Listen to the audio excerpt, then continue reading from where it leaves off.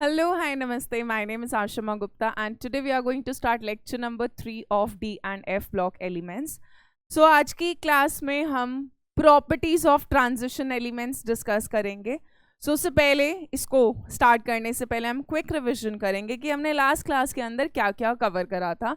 तो last class में बेटा हमने जो डिस्कस करा था वो था general properties of transition elements. First class के अंदर हमने इंट्रोडक्शन करा था डी ब्लॉक एलिमेंट्स क्या है, एफ ब्लॉक एलिमेंट्स क्या है, डी ब्लॉक एलिमेंट्स में 4 सीरीज कौन कौन सी है उनको याद करने का तरीका करा था, इलेक्ट्रॉनिक कॉन्फ़िगरेशन करा था. सेकेंड क्लास में जो लेक्चर नंबर 2 था वहाँ पे हमने जो प्रॉपर्टीज या जनरल ट्रेंड्स करे थे उनमें हमने सबसे पहली प्रॉपर्टी जो डिस्कस करी थी ट्रांजिशन एलिमेंट्स की वो डिस्कस करी थी हमने फिजिकल प्रॉपर्टीज. देखो बेटा जहाँ पे 11th के टॉपिक की ज़रूरत है मैं अपनी तरफ से पूरी कोशिश कर रही हूँ कि मैं वहीं देन एंड देयर आप लोगों को समझा दूँ. बाकी कुछ कह रहे थे कि मैम आप हिंदी का ज़्यादा यूज़ करो, तो हिंदी मैं केमिस्ट्री इंग्लिश में ही पढ़ाती हूँ. मतलब जो केमिस्ट्री की टर्म्स है वो इंग्लिश में, मुझे उनका हिंदी में मतलब नहीं पता क्योंकि मैं जहाँ से पढ़ी हूँ वो इंग्लिश मीडियम वाला ही केमिस्ट्री था, है ना. जहाँ पर समझाने के लिए हिंदी जितना यूज़ हो सकता है मैं पूरी कोशिश करूंगी कि मैं उतनी हिंदी बोलूं, बट जो केमिस्ट्री की टर्म्स है वो इंग्लिश में ही रहेंगी, है ना. बाकी यार मैं हिंदी की ही ज़्यादा यूज़ करती हूँ, इतना तो मुझे पता ही है कि हिंदी ही हमारी मातृभाषा है. फिजिकल प्रॉपर्टीज के बाद सेकंड हमने डिस्कस करा था एटॉमिक साइज. फिजिकल प्रॉपर्टीज में हमने बात करी थी कि यहाँ पे सारे मेटल्स है तो जो मेटल वाली प्रॉपर्टी थी मैलिएबल है, डक्टाइल है, सोनोरस है, लश्चरस है, they are good conductor of heat and electricity. Mercury was an exception in malleability and ductility क्योंकि मरकरी रूम टेम्परेचर पर लिक्विड होता है ना. इसके बाद हमने एटॉमिक साइज में 2 चीजें करी थी. एक तो हमने एटॉमिक साइज करा था बेटा अलोंग डी सीरीज कि जब हम किसी डी ब्लॉक की पर्टिकुलर सीरीज में मूव करते हैं लेफ्ट टू राइट तो पहले साइज क्या कर रहा था, डिक्रीज, मिडल में आकर कांस्टेंट हो रहा था और फिर क्या कर रहा था, इंक्रीज कर रहा था. और हमने एटॉमिक साइज डिस्कस करा था down the group. D block के अंदर ही अगर हम किसी पर्टिकुलर ग्रुप में टॉप टू बॉटम मूव करते हैं तब क्या हो रहा था, याद करें. हमने यहाँ पे एक बहुत इंपॉर्टेंट चीज करी थी कि 3D से 4D जाने में तो साइज इंक्रीज हो रहा था, पर 4D सीरीज से 5D सीरीज जाने में साइज ऑलमोस्ट क्या हो रहा था, बराबर सा ही हो रहा था. जैसे जिरकोनियम एंड हैफनियम हो गया और बाकी जितने भी होंगे ग्रुप 4 से लेकर 12 तक, है ना. देखो 4 से लेकर 12 तक वहां पे 4D और 5D सीरीज के जो एलिमेंट्स होते हैं पर्टिकुलर ग्रुप में एक, है ना, वहां पे एक्सेप्ट ग्रुप 3 के अंदर लैंथेनॉइड कॉन्ट्रैक्शन नहीं लग रहा होता क्योंकि वहां पे लैंथेनॉइड्स आ नहीं रहे होते, 4F की फिलिंग नहीं हो रही होती. बट यहाँ पे 4D सीरीज और 5D सीरीज का साइज सिमिलर क्यों हो रहा था, क्योंकि यहाँ पे 4F की फिलिंग हो चुकी थी जो कैसा एक्ट करते हैं, पुअर स्क्रीनर की तरह. पुअर स्क्रीनर एक अच्छी दीवार नहीं खड़े होते तो न्यूक्लियस वैलेंस इलेक्ट्रॉन को अट्रैक्ट कर लेता है और साइज क्या करता जाता है आपका, काइंड ऑफ डिक्रीज या ऑलमोस्ट बराबर सा हो जाता है ना. बहुत ज्यादा कुछ इंक्रीज नहीं होता, सिमिलर होता है या स्लाइटली डिक्रीज कर जाता है. नेक्स्ट हमने एटॉमिक साइज के बाद जो प्रॉपर्टी डिस्कस करी थी वो हमने करी थी बेटा आयनिक रेडियाई. आयनिक रेडियाई में हमने बात कर लिया था अगर सेम मेटल है, अलग अलग ऑक्सीडेशन स्टेट का है, तो जहां पॉजिटिव चार्ज ज्यादा साइज वहां कम. इसके अलावा लेफ्ट टू राइट अगर हम किसी डी सीरीज में मूव करते हैं, अगर सारे आयंस पर सेम चार्ज है तो जैसे जैसे एटॉमिक नंबर बढ़ता है साइज क्या होता जाता है, कम होता जाता है. नेक्स्ट आयनिक रेडियाई के बाद हमने करी थी property discuss ionisation enthalpy. Left to right एक सीरीज के अंदर ट्रेंड इरेगुलर होता है क्योंकि साइज में भी इरेगुलरिटी होती है, इलेक्ट्रॉनिक कॉन्फ़िगरेशन में भी एक्सेप्शंस रहते हैं. डाउन द ग्रुप जब हम आते हैं तो जो साइज का ऑर्डर है उसका उल्टा हो जाएगा. 3D से 4D में साइज बढ़ता है तो आयनाइजेशन कम हो जाता है. 4D से 5D में क्योंकि साइज स्लाइटली डिक्रीज हो जाता है तो आयनाइजेशन एनर्जी क्या कर जाता है, इंक्रीज कर जाता है. और लास्ट हमने डिस्कस करा था बेटा ऑक्सीडेशन स्टेट. का वेरिएशन। पहला और आखिरी मेंबर वेरिएबल ऑक्सीडेशन स्टेट नहीं दिखाता, बट उसके अलावा आपके जो एलिमेंट्स होते हैं वेरिएबल दिखाते हैं। 3D सीरीज में मैग्नीज जो होता है वो सबसे ज्यादा वेरिएबल ऑक्सीडेशन स्टेट दिखाता है, +2 to +7, but maximum oxidation state जो डी ब्लॉक के एलिमेंट्स दिखा सकते हैं वो +8 होती है, जैसे कि रुथेनियम एंड ऑस्मियम, वो कहाँ तक दिखा देते थे, +8 तक। और लास्ट में हमने बहुत सारे क्वेश्चंस प्रैक्टिस करे थे, प्रीवियस ईयर क्वेश्चंस भी करे थे। सो आज की क्लास स्टार्ट करते हैं। एक प्रॉपर्टी और रह गई थी लास्ट क्लास में, उसको हम आज कंटिन्यू कर रहे हैं। So this is the 6th property, ये जनरल प्रॉपर्टीज हैं, ठीक है। सो 6th प्रॉपर्टी है ट्रेंड्स इन दी M2+ से M में standard reduction potential, electrode potential. अब क्योंकि आप लोगों ने इलेक्ट्रोकेमिस्ट्री तो पढ़ ही रखा है, तो इलेक्ट्रोकेमिस्ट्री में आपने पूरी एक इलेक्ट्रोकेमिकल सीरीज पढ़ी होगी, है ना, जो आपके रिडक्शन पोटेंशियल के ऊपर बनी हुई है। सो जो M2+ से M का जो E0 वैल्यू आता है, जो रिडक्शन पोटेंशियल की वैल्यू आती है, कहीं पर आपने देखा होगा पॉजिटिव है, जैसे फ्लोरीन के केस में एकदम पॉजिटिव में वैल्यू आती है, लिथियम के केस में सबसे ज्यादा नेगेटिव में आती है, और भी आपने वैल्यूज देखी होंगी, जैसे कॉपर का पॉजिटिव में होता है, सिल्वर का पॉजिटिव में होता है। तो ये जो वैल्यूज आ रही हैं कि किसका -3 पॉइंट समथिंग होगा, किसका प्लस में 2 पॉइंट समथिंग होगा, कॉपर का +0.34 वोल्ट, सिल्वर का +0.8 वोल्ट ना, ये सारी जो वैल्यूज हैं ये कैसे आई, ये किस पर डिपेंड करती हैं कि कहाँ पर वैल्यू पॉजिटिव है, कहाँ पर वैल्यू नेगेटिव है। हमें कैसे, हमने तो मेजर जरूर कर लिया, स्टैंडर्ड हाइड्रोजन इलेक्ट्रोड के थ्रू मेजर जरूर कर लिया हमने वैल्यूज को और पूरी एक सीरीज बना दी, बट क्यों कोई एलिमेंट का रिडक्शन पोटेंशियल पॉजिटिव है, क्यों किसी एलिमेंट का रिडक्शन पोटेंशियल नेगेटिव है या पॉजिटिव है, ऐसा क्यों हो रहा है, तो हम उस रीजन को जानने की कोशिश करेंगे। अब अगर हम 3D सीरीज के मेटल्स का वैल्यू देखें M2+ से M, यहाँ पे स्कैंडियम बेटा नहीं आएगा, क्यों, क्योंकि स्कैंडियम का मैंने आपको कल भी बताया था, स्कैंडियम 2+ जो होता है वो बहुत ज्यादा स्टेबल नहीं होता। स्कैंडियम जो ऑक्सीडेशन स्टेट दिखाता है वो कौन सी दिखाता है, +3, तो स्कैंडियम तो इधर अपने को मिलेगा नहीं। सो अब अगर हम वैल्यू देखें titanium, vanadium, chromium, manganese, iron, cobalt, निकल, कॉपर, जिंक, तो मैं कोई भी रेगुलर ट्रेंड दिख रहा है वैल्यू में। अगर टाइटेनियम 2+ से टाइटेनियम का रिडक्शन पोटेंशियल है -1.63, ठीक है। वेनेडियम 2+ से वेनेडियम का है -1.18, अभी तो कुछ पैटर्न सा है, फिर -0.90, यहाँ तक भी ठीक है। और ये याद रखना बेटा, नेगेटिव में जो ज्यादा होता है वो एक्चुअली में कम होता है ना। अब यहाँ पे फिर देखो वैल्यू अगर कम, मतलब नेगेटिव में अगर कम हो रही है, वैसे तो वो बढ़ रही है वैल्यू, तो यहाँ पर आप देखें फिर वेनेडियम और मैग्नीज की वैल्यू सेम आ गई। फिर आयरन 2+ से आयरन का -0.44 हो गया, कोबाल्ट का -0.28, -0.25, फिर एकदम से कॉपर की वैल्यू पॉजिटिव हो गई +0.34, जिंक का -0.76। तो कोई रेगुलर ट्रेंड तो नहीं हो रहा वैल्यू में कि हम ये बोल सके कि वैल्यू या तो डिक्रीज ही कर रही है या तो इंक्रीज ही कर रही है, कहीं पे वैल्यू नेगेटिव में है, कहीं पे वैल्यू पॉजिटिव है। नेगेटिव में भी ऐसा नहीं है कि नेगेटिव में डिक्रीज हो रहा हो, है ना, नेगेटिव में डिक्रीज, मैं ये बोल रही हूँ। वैसे तो ये वैल्यू ज्यादा है तो ये कम है, एक्चुअली में नेगेटिव में जो ज्यादा है वो कम है, ये नेगेटिव में कम है तो ये ज्यादा है, उल्टा है। ठीक है, तो जो इर्रेगुलरिटी है, जो इर्रेगुलर वैल्यूज हैं, कोई रेगुलर ट्रेंड नहीं है यहाँ पर। अब जो वैल्यू है वो कुछ कुछ फैक्टर्स पे डिपेंड करती हैं, हम उन फैक्टर्स को समझते हैं। होता क्या है कि जब हम ये वैल्यूज मेजर कर रहे होते हैं, सो आपके पास मेटल जो होता है वो मोस्टली सॉलिड स्टेट में ही होता है, एक्सेप्ट मरकरी जो रूम टेम्परेचर पे लिक्विड होता है। तो सबसे पहले क्या होता है बेटा, मेटल को सॉलिड से हमें किस में बदलना होता है, मेटल को गैसियस स्टेट में। क्योंकि जब हम इलेक्ट्रॉन निकालते हैं तो वो हम कौन सी स्टेट से निकालते हैं, याद करो आयनाइजेशन एनर्जी का डेफिनेशन क्या था, the amount of energy required to remove the electron, electron को निकालने के लिए कितनी एनर्जी की जरूरत है फ्रॉम एन आइसोलेटेड, अकेला, न्यूट्रल, उस पर कोई चार्ज ना हो, और गैसियस एटम हो। जब हम किसी सॉलिड को गैसियस में चेंज करते हैं, when a solid changes to gas और गैसियस स्टेट, इस प्रोसेस को क्या बुलाते हैं, याद करो, ये तो 9वीं 10वीं में करा था आपने, इस चीज को हम क्या बुलाते हैं बेटा, सब्लिमेशन।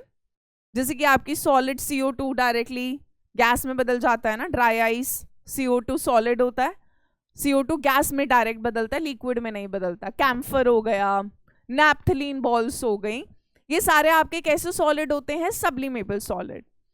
बट मेटल तो गैस में बदलना नहीं चाहता, ऐसा थोड़ा ना है। अभी तो मैंने पहना नहीं, अगर मान लो मैंने गोल्ड के इयररिंग्स पहन रखे हैं जो अभी नहीं पहने हुए, तो ऐसा थोड़ा नहीं कि आपके घर में मम्मी ने पहन रखे होंगे, कोई सिस्टर ने पहने होंगे क्या, या आपने हो सकता है कोई गोल्ड की रिंग पहनी हो। क्या कह रहे हो? नहीं मैडम, इतना बजट नहीं है हमारा, मजाक कर रही हूँ। सो आपने कभी देखा हो गोल्ड या सिल्वर या कोई भी अगर आपने मेटल की ज्वेलरी पहनी है, एक्सेसरीज पहनी है, क्या आपने देखा है मेटल सबलाइम हो रहा होता है? नहीं। मेटल की खुद से सबलाइम होने की प्रॉपर्टी, गैस में बदलने की प्रॉपर्टी नहीं है। पर अगर मुझे मेटल को सॉलिड से गैस में बदलना है तो हमें क्या करना पड़ेगा बेटा? एनर्जी देना पड़ेगा। We have to provide energy, क्योंकि मैं ऐसी चीज करा रही हूं जो खुद से होना नहीं चाहती है। सो जब हम किसी चीज को करा रहे हैं by providing the energy, so metal solid जब गैसियस में चेंज होता है, डेल्टा H होता है बेटा चेंज इन एनर्जी या चेंज इन एंथैल्पी, है ना। डेल्टा H क्या होता है? चेंज इन एंथैल्पी। और कौन से प्रोसेस की एंथैल्पी चाहिए यहां पर हमें? सब्लिमेशन, ठीक है, ये याद रखिएगा। अगर डेल्टा H पॉजिटिव है यानी प्रोसेस कैसा होता है बेटा? एंडोथर्मिक। एंडोथर्मिक। अगर delta H change in enthalpy positive आता है यानी आपको एनर्जी की जरूरत पड़ रही है उस प्रोसेस में, क्योंकि डेल्टा H का फॉर्मूला होता है H final minus H initial. So delta H अगर पॉजिटिव होता है मतलब प्रोसेस एंडोथर्मिक है। एंडो का मतलब होता है इन, आपको एनर्जी देनी पड़ी। और अगर डेल्टा H की वैल्यू नेगेटिव में होती है यानी नेगेटिव साइन लगा होता है, तो हम बोलते हैं कि प्रोसेस कैसा होता है? एक्सोथर्मिक। यानी उस केस में क्या होता है? एक्सो का मतलब होता है आउट, है ना। तो यहां पर क्या होता है? एनर्जी आपकी रिलीज होती है। तो अगर डेल्टा H पॉजिटिव है तो एंडोथर्मिक, डेल्टा H नेगेटिव है तो एक्सोथर्मिक।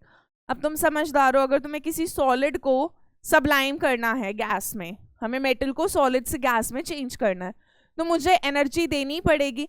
अगर मुझे एनर्जी प्रोवाइड करानी पड़ रही है तो बेटा जो डेल्टा H सब्लिमेशन होगा ये कैसा प्रोसेस होगा? It is going to be endothermic, हाँ या ना? एंडोथर्मिक होगा। और डेल्टा H की वैल्यू कैसी होगी? पॉजिटिव साइन के साथ होगी। वो कितना भी हो सकता है, plus 200 kilo joule, 400 kilo joule, depending on किस मेटल को सबलाइम होने के लिए कितना एनर्जी चाहिए। बट वैल्यू के आगे कौन सा साइन लगा होगा? प्लस का लगा होगा। अब हमने मेटल सॉलिड को गैसियस में बदल लिया। अब हमें क्या करना है बेटा? मेटल गैसियस में से एक इलेक्ट्रॉन निकालेंगे। एक इलेक्ट्रॉन निकालेंगे तो ये M प्लस में चेंज हो जाएगा, पॉजिटिव चार्ज आ जाएगा।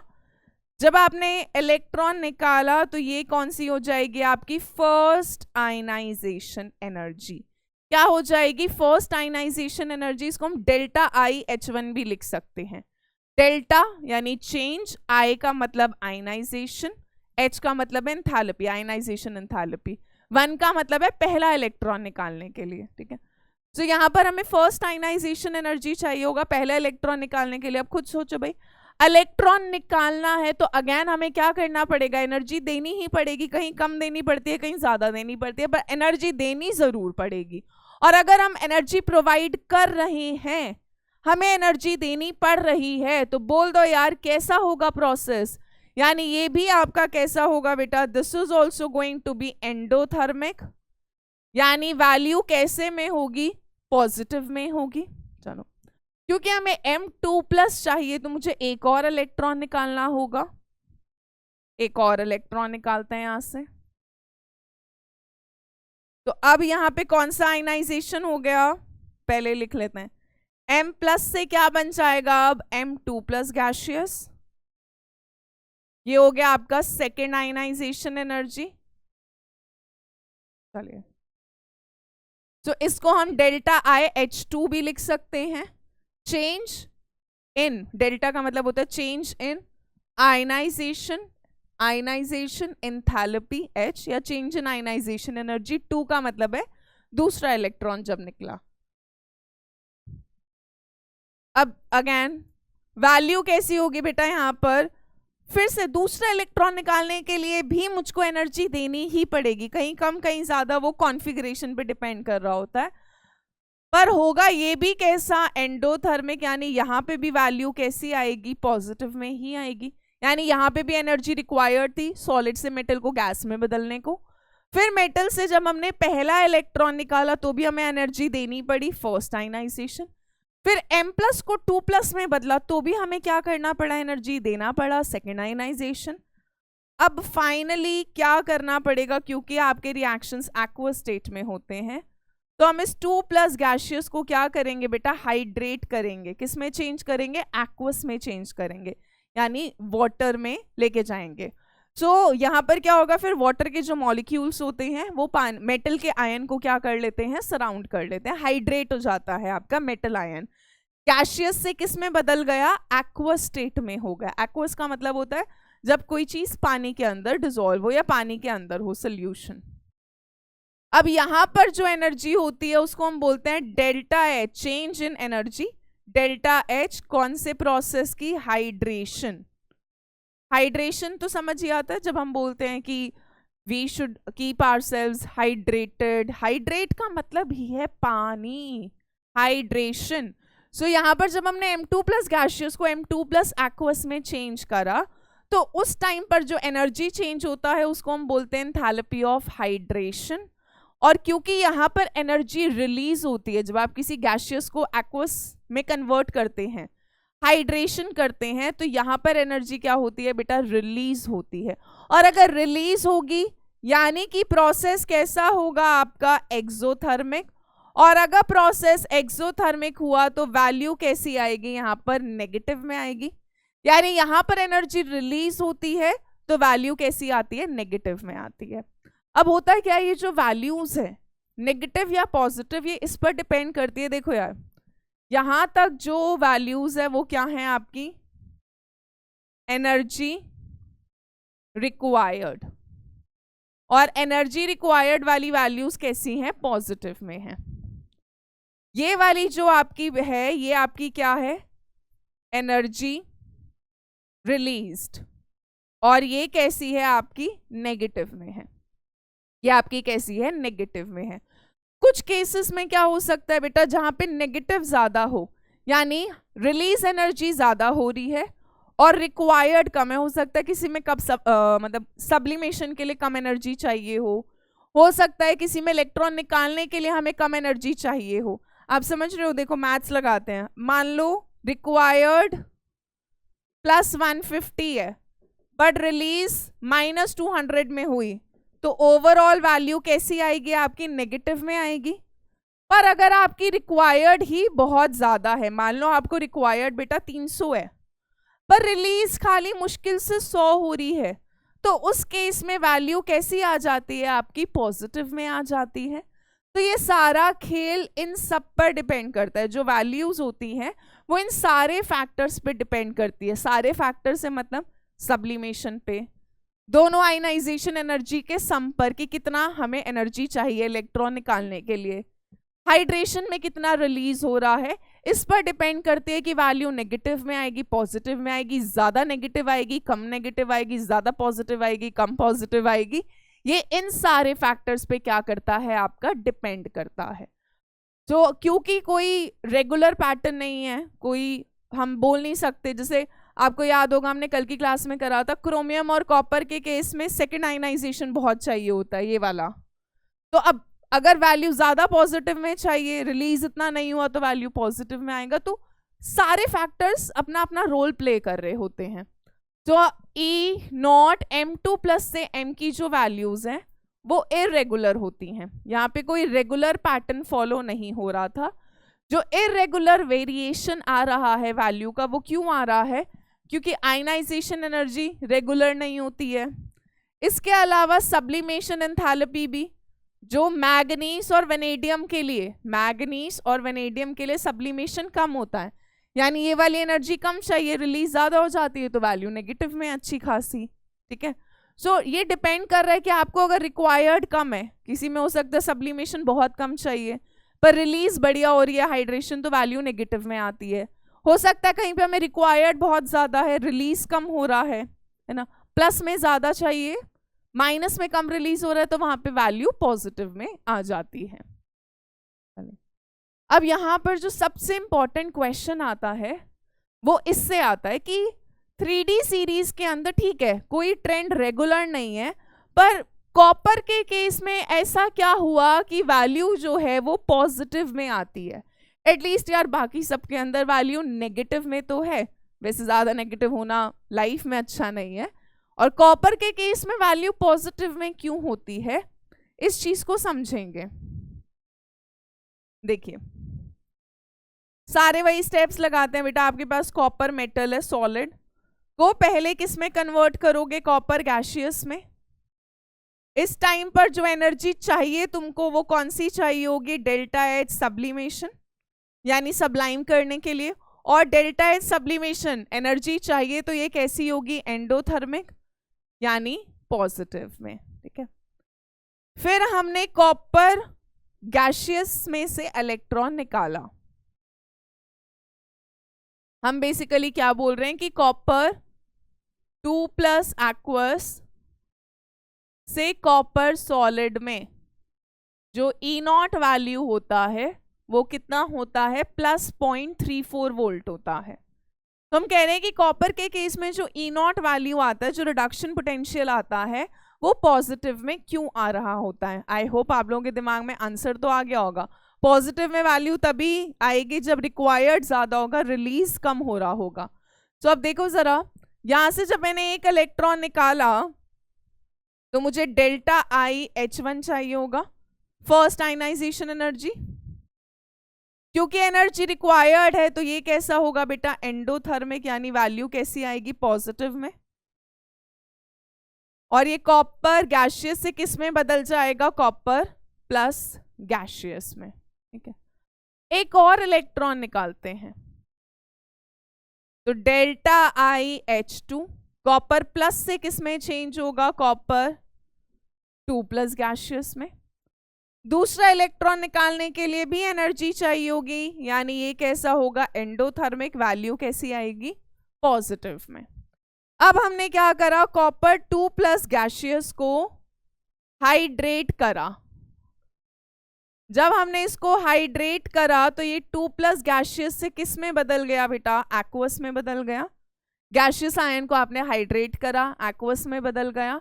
जब हाइड्रेट करा तो उस टाइम पर प्रोसेस कैसा होता है, एक्सोथर्मिक, यानी एनर्जी रिलीज होती है, और एक्सोथर्मिक में वैल्यू में कैसा साइन होता है, नेगेटिव का साइन होता है।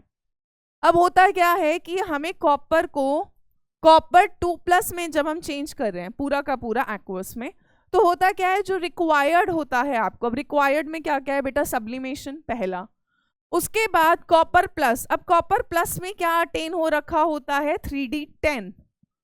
3D10 अटेन हो गया ना। कॉपर क्या होता था, 3D10 4s1, पहला इलेक्ट्रॉन निकालोगे 3D10 होगा। जो डेल्टा IH2 होता है, दूसरा इलेक्ट्रॉन जब हम निकालते हैं कॉपर में से, पहला इलेक्ट्रॉन निकालने के बाद वो fully fit stable electronic configuration attain कर चुका होता है। इसकी जो सेकेंड आयनाइजेशन एनर्जी होती है वो बहुत ज्यादा हाई होती है। हमने करा भी था सवाल, एबनॉर्मली, याद है, एबनॉर्मली हायर वैल्यू होती है, जरूरत से ज्यादा हाई होता है। सो यहाँ पर क्योंकि कॉपर प्लस जो होता है वो स्टेबल इलेक्ट्रॉनिक कॉन्फ़िगरेशन होता है, क्योंकि हम उसको एक अनस्टेबल चीज में बदल रहे होते हैं। सो यहाँ पे सेकेंड स्टेप में जो इलेक्ट्रॉन निकालने के लिए एनर्जी चाहिए होता है वो बहुत ज्यादा हाई होता है।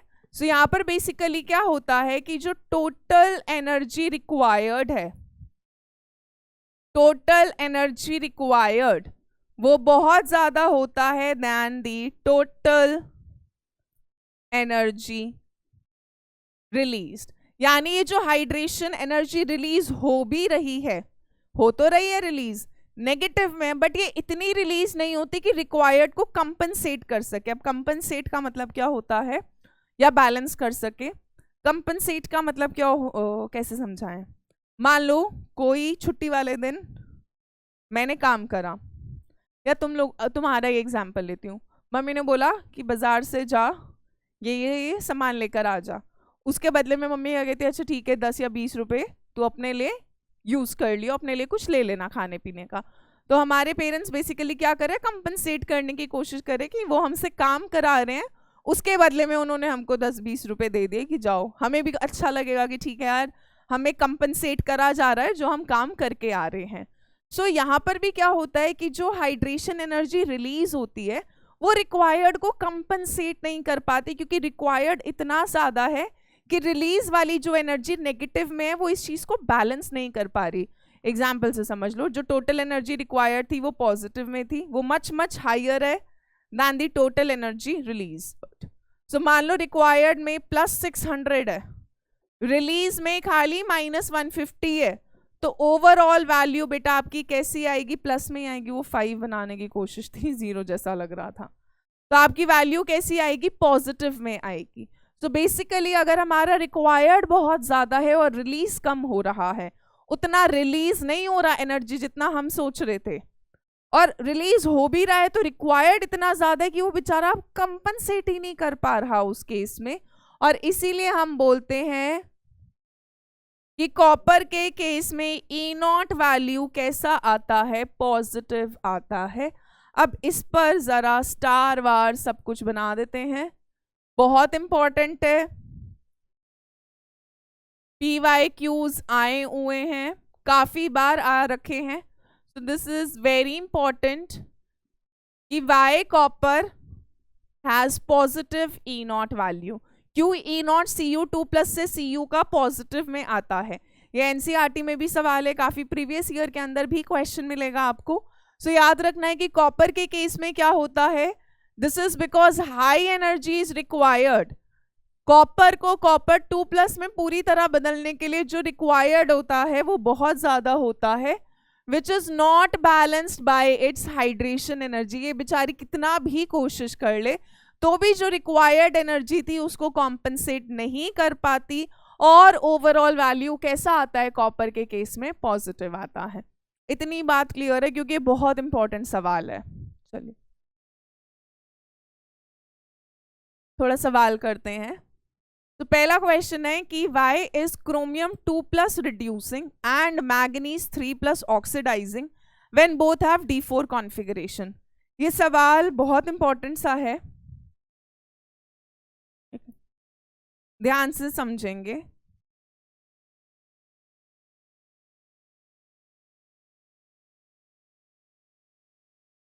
देखो पहले मैं क्रोमियम 2+ का कॉन्फ़िगरेशन लिखती हूँ। क्रोमियम होता है बेटा 3D5 4s1, 2 इलेक्ट्रॉन निकालोगे तो क्रोमियम 2+ क्या होगा, 3D4। फिर हमारे पास है मैग्नीज 3+, मैग्नीज होता है 3D5 4s2। वैसे भी मैंने आपको कल भी बताया था मैग्नीज 3+ आयन स्टेबल होता ही नहीं है। क्यों स्टेबल नहीं होगा, क्योंकि तीसरा इलेक्ट्रॉन निकालने में भयंकर एनर्जी चाहिए होता है मैग्नीज में से। तो मैग्नीज 3+ की तो हर वक्त कोशिश रहेगी कि वो 2+ में बदले। अब मैग्नीज होता है 3D5 4s2, 3 इलेक्ट्रॉन निकाल दो, यानी मैग्नीज 3+ का कॉन्फ़िगरेशन क्या होगा, 3D4। सवाल कह रहा है कि दोनों का D4 कॉन्फ़िगरेशन है, पर जो क्रोमियम 2+ होता है ये कैसा होता है बेटा, दिस इज रिड्यूसिंग। रिड्यूसिंग का मतलब होता है रिड्यूसिंग एजेंट की तरह बहुत बढ़िया एक्ट करता है। और हम कह रहे हैं मैग्नीज 3+ जो होता है वो कैसा होता है, ऑक्सीडाइजिंग, यानी बहुत अच्छा कैसा क्या बिहेव करता है, ऑक्सीडाइजिंग एजेंट। रिड्यूसिंग का मतलब है जो दूसरे को रिड्यूस करे खुद ऑक्सीडाइज हो। ऑक्सीडाइजिंग एजेंट का मतलब क्या है, जो दूसरे को तो ऑक्सीडाइज करे। एजेंट का काम यही है ना, जो दूसरे की मदद करे। अगर मैं किसी ट्रैवल एजेंट से टिकट्स बुक करा रही हूँ तो वो मेरा मतलब इन बिटवीन का पर्सन है who is helping me out. So यहाँ पर क्या होता है, जो ऑक्सीडाइजिंग एजेंट होता है वो दूसरे सब्सटेंस को तो ऑक्सीडाइज करता है, खुद क्या हो जाता है, रिड्यूस हो जाता है। सो मैग्नीज 3+ बहुत अच्छा ऑक्सीडाइजिंग एजेंट की तरह बिहेव करता है, और क्रोमियम 2+ बहुत अच्छा क्या बिहेव करता है बेटा, रिड्यूसिंग एजेंट। जो रिड्यूसिंग एजेंट की तरह बिहेव करेगा वो खुद क्या होगा, इट्स सेल्फ, दूसरे को रिड्यूस करेगा तो खुद क्या होगा, इट्स सेल्फ गेट्स ऑक्सीडाइज्ड। ये बात तो मानते हो? जो ऑक्सीडाइजिंग एजेंट होगा वो दूसरे को तो ऑक्सीडाइज करेगा, पर इट्स सेल्फ खुद क्या हो जाएगा, इट्स सेल्फ गेट्स रिड्यूस्ड, खुद रिड्यूस होता है। चलिए अब देखिए बेटा, याद करने का अलग अलग तरीका होता है, या तो लियोगर से याद कर लो, loss of electron oxidation, gain of electron reduction, या फिर कुछ लोग ऑयल रिग्स से याद रखते हैं, ऑक्सीडेशन इज लॉस, इलेक्ट्रॉन का लॉस, रिडक्शन इज गेन, किसी भी तरीके से याद रखो।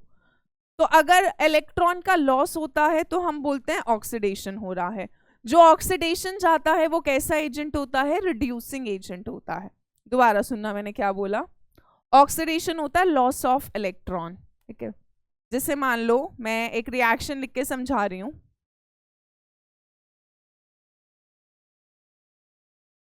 ठीक है, Zn से Zn2+ पॉजिटिव चार्ज आ रहा है बेटा, यानी इसने इलेक्ट्रॉन खोया होगा, इलेक्ट्रॉन खोया होगा तो यानी इसका क्या हो रहा है, ऑक्सीडेशन हो रहा है। 2+ से 0 में क्या हुआ, रिडक्शन हुआ, पॉजिटिव चार्ज कम हो रहा है, यानी इसने इलेक्ट्रॉन गेन करा होगा। जो ऑक्सीडेशन जाता है वो कैसा एजेंट बिहेव करता है, रिड्यूसिंग एजेंट, और जो रिडक्शन जाता है वो कैसा एजेंट बिहेव करता है, ऑक्सीडाइजिंग एजेंट। तो यानी कि उल्टा है, ऑक्सीडेशन अगर लॉस ऑफ इलेक्ट्रॉन है, ऑक्सीडेशन अगर लॉस ऑफ इलेक्ट्रॉन है, यानी रिड्यूसिंग एजेंट भी वही चीज है, रिड्यूसिंग एजेंट क्या करेगा, इलेक्ट्रॉन को लूज करता है, रिड्यूसिंग एजेंट क्या करता है, इलेक्ट्रॉन को लूज करता है।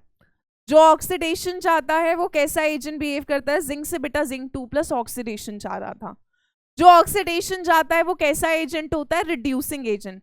अब जिंक से Zn2+ में इलेक्ट्रॉन खोया है, यानी रिड्यूसिंग एजेंट क्या करता है, इलेक्ट्रॉन को लूज करता है।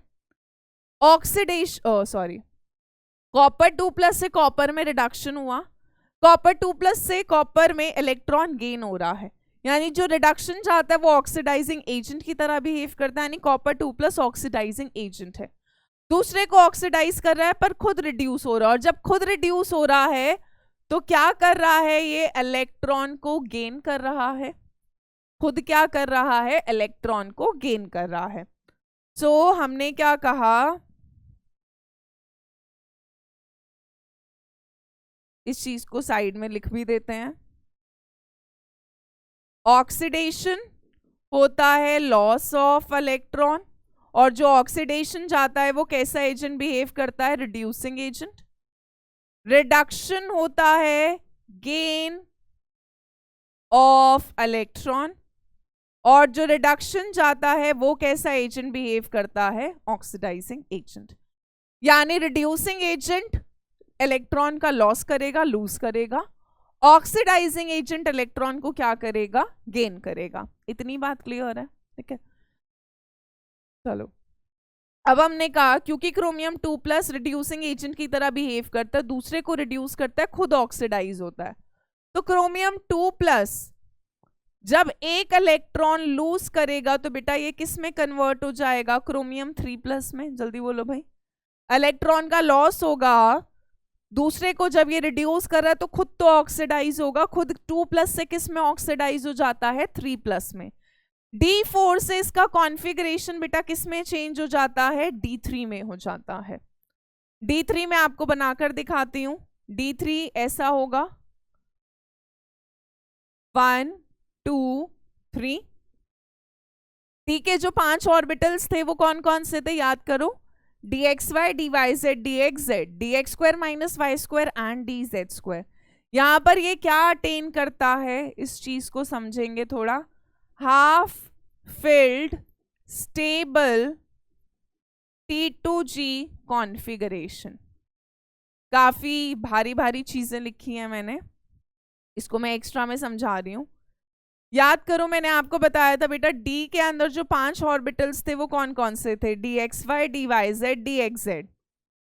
ये तीनों कहां पे लाए करते थे, in between the axis, in between the axis, AXES axis का प्लूरल होता है AXIS का, ठीक है। TXY लाई करता था XY एक्सिस के बीच में, YZ Y और Z एक्सिस के बीच में, TXZ X और Z एक्सिस के बीच में। और इन वाले जो ऑर्बिटल्स हैं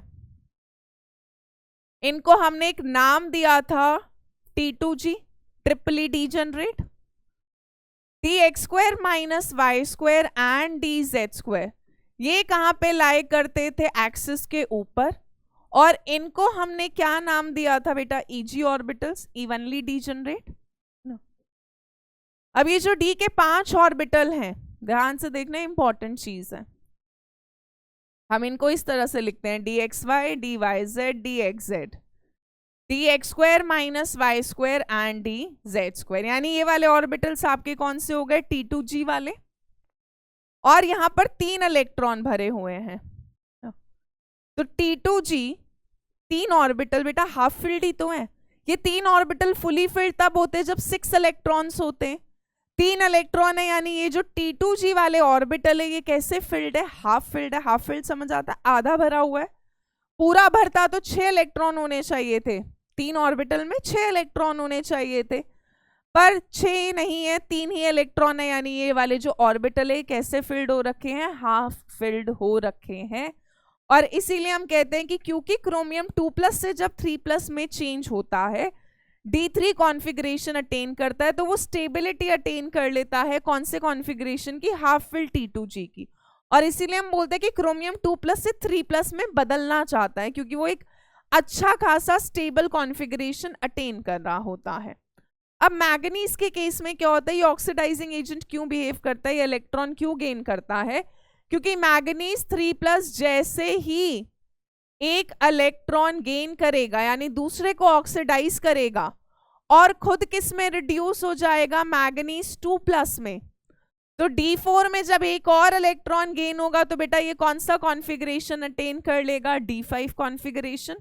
और D5 में ये क्या अटेन कर लेता है? Half filled stable electronic configuration. तो क्रोमियम 3+ अटेन करता है half filled stable T2G configuration, जो इसके लिए काफी स्टेबल है। ये मैग्नीज 2+ क्या अटेन करता है? Half filled stable D5 configuration, जो काफी स्टेबल होता है। तो दोनों कहीं ना कहीं स्टेबिलिटी अटेन कर रहे होते हैं, इसके लिए ये चीज ज्यादा स्टेबल होती है। तो ये स्टेबल गेन करके खुश हो जाता है, अटेन करके खुश हो जाता है। सो इसीलिए हम बोलते हैं कि क्रोमियम 2+ कैसा एजेंट बिहेव करता है? रिड्यूसिंग। दूसरे को रिड्यूस करता है, खुद ऑक्सीडाइज होकर क्रोमियम 3+ में चेंज हो जाता है, and this configuration is very stable. ठीक है। सिमिलरली मैग्नीज 3+ एक इलेक्ट्रॉन गेन करके 2+ में चेंज हो जाता है और क्या अटेन कर लेता है? Half filled stable D5 configuration. और इसीलिए क्रोमियम 2+ रिड्यूसिंग होता है, पर मैग्नीज 3+ कैसा होता है बेटा? ऑक्सीडाइजिंग होता है। चलिए, ये तो समझाने के लिए था। चलिए, अब हम डिटेल में स्टार्ट कर रहे हैं ट्रांजिशन एलिमेंट्स की प्रॉपर्टीज। अभी तक जो हमने 6 प्रॉपर्टीज करी हैं ये जनरल प्रॉपर्टीज थी, एटॉमिक साइज का वेरिएशन, आयनाइजेशन एनर्जी का वेरिएशन। अब हम पर्टिकुलर प्रॉपर्टीज की बात करेंगे। सबसे पहले बात करते हैं डेंसिटी की। तो डेंसिटी क्या होता है? फॉर्मूला बता दो भाई। डेंसिटी होता है मास पर यूनिट वॉल्यूम, यही होता है। वॉल्यूम जो होता है, क्योंकि हम एटम को स्फेयर कंसिडर करते हैं, तो इसीलिए तुम्हारा मैथ्स का टेस्ट हो रहा है। स्फेयर का वॉल्यूम क्या होता है बेटा? V is equal to 4/3 πr³, यही होता है स्फेयर का वॉल्यूम। तो अगर किसी एटम का रेडियस ज्यादा है, सोच के बताना, अब तुम्हें खुद लॉजिक लगाना है।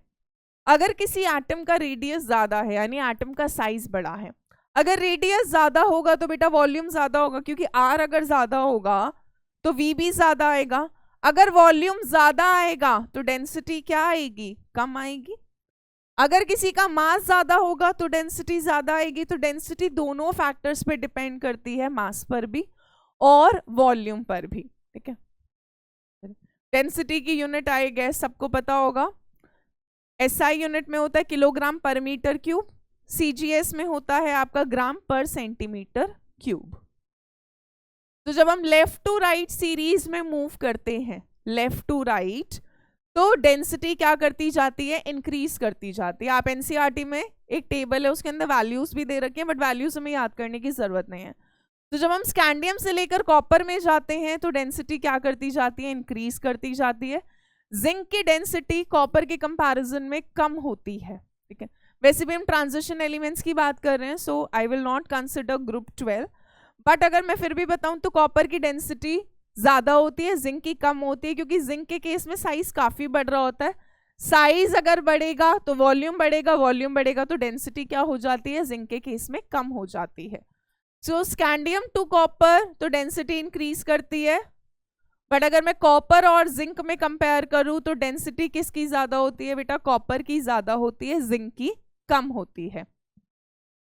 रीजन बता दिया है, जिंक के केस में साइज काफी बढ़ रहा होता है, वॉल्यूम बढ़ जाता है, मास भी बढ़ रहा होता है, बट यहाँ पर जो वॉल्यूम वाला फैक्टर है यानी साइज वाला फैक्टर वो ज्यादा रोल प्ले करता है। तो साइज बढ़ता है, वॉल्यूम बढ़ेगा, वॉल्यूम बढ़ेगा तो डेंसिटी क्या कर जाती है, जिंक की कम हो जाती है। बहुत कम नहीं होती, बट हाँ कॉपर के कंपैरिजन में कम होती है। नेक्स्ट आते हैं मेटालिक बॉन्डिंग। मेटालिक बॉन्डिंग क्या होता है, नाम में कुछ तो छुपा है, मेटल में बॉन्ड। अब मेटल में बॉन्ड कैसे बनता है, क्योंकि तुमने कहा हमारी 11वीं काफी वीक है तो आप वहीं पर समझाओ, तो मैं पहले मेटालिक बॉन्ड समझाऊंगी। चलिए पहले तब तक यहाँ तक कंप्लीट करें।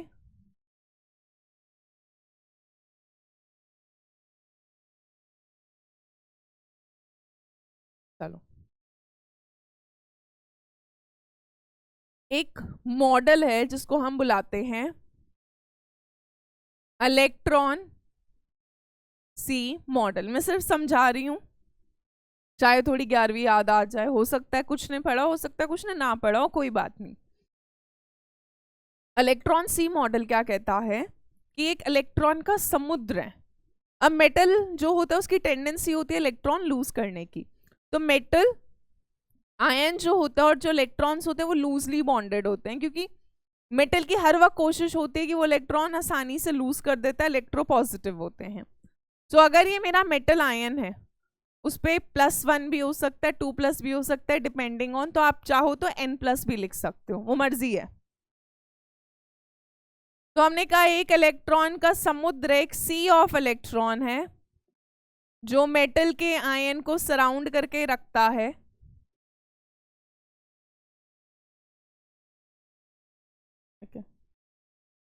फिर इधर कहीं मेटल आयन होगा, इस तरह से चलता रहता है, ठीक है। ये जो मेटल के पॉजिटिव आयन होते हैं बेटा, इनको हम बुलाते हैं कर्नल्स। क्या बुलाते हैं, कर्नल्स। अब ये जो मेटल पॉजिटिव होता है, इस ये जो भी नियर बाय के इलेक्ट्रॉन्स को अट्रैक्ट करता है, कर तो सकता है ये पॉजिटिव और नेगेटिव एक दूसरे को अट्रैक्ट करेंगे। तो ये जो मेटल आयन और इलेक्ट्रॉन के बीच का बॉन्ड होता है, इस बॉन्ड को हम क्या बुलाते हैं, मेटालिक बॉन्ड बुलाते हैं। क्या बुलाते हैं, metallic bond. Positive metal ion positive और जो इलेक्ट्रॉन होता है उसके बीच का जो बॉन्ड होता है, that is called as your metallic bond. इतनी बात तो समझ आई। अब देखो भाई, जितने अनपेयर्ड इलेक्ट्रॉन ज्यादा होंगे, अब ये तो समझाने वाली चीज थी, आई होप समझ आई गया होगा आपको। नोट करना हो तो वीडियो को वहीं पॉज कर देना, नोट कर लेना। So greater the number of unpaired electrons, ये मिटना नहीं चाह मैंने पता नहीं क्या बैक कर दिया।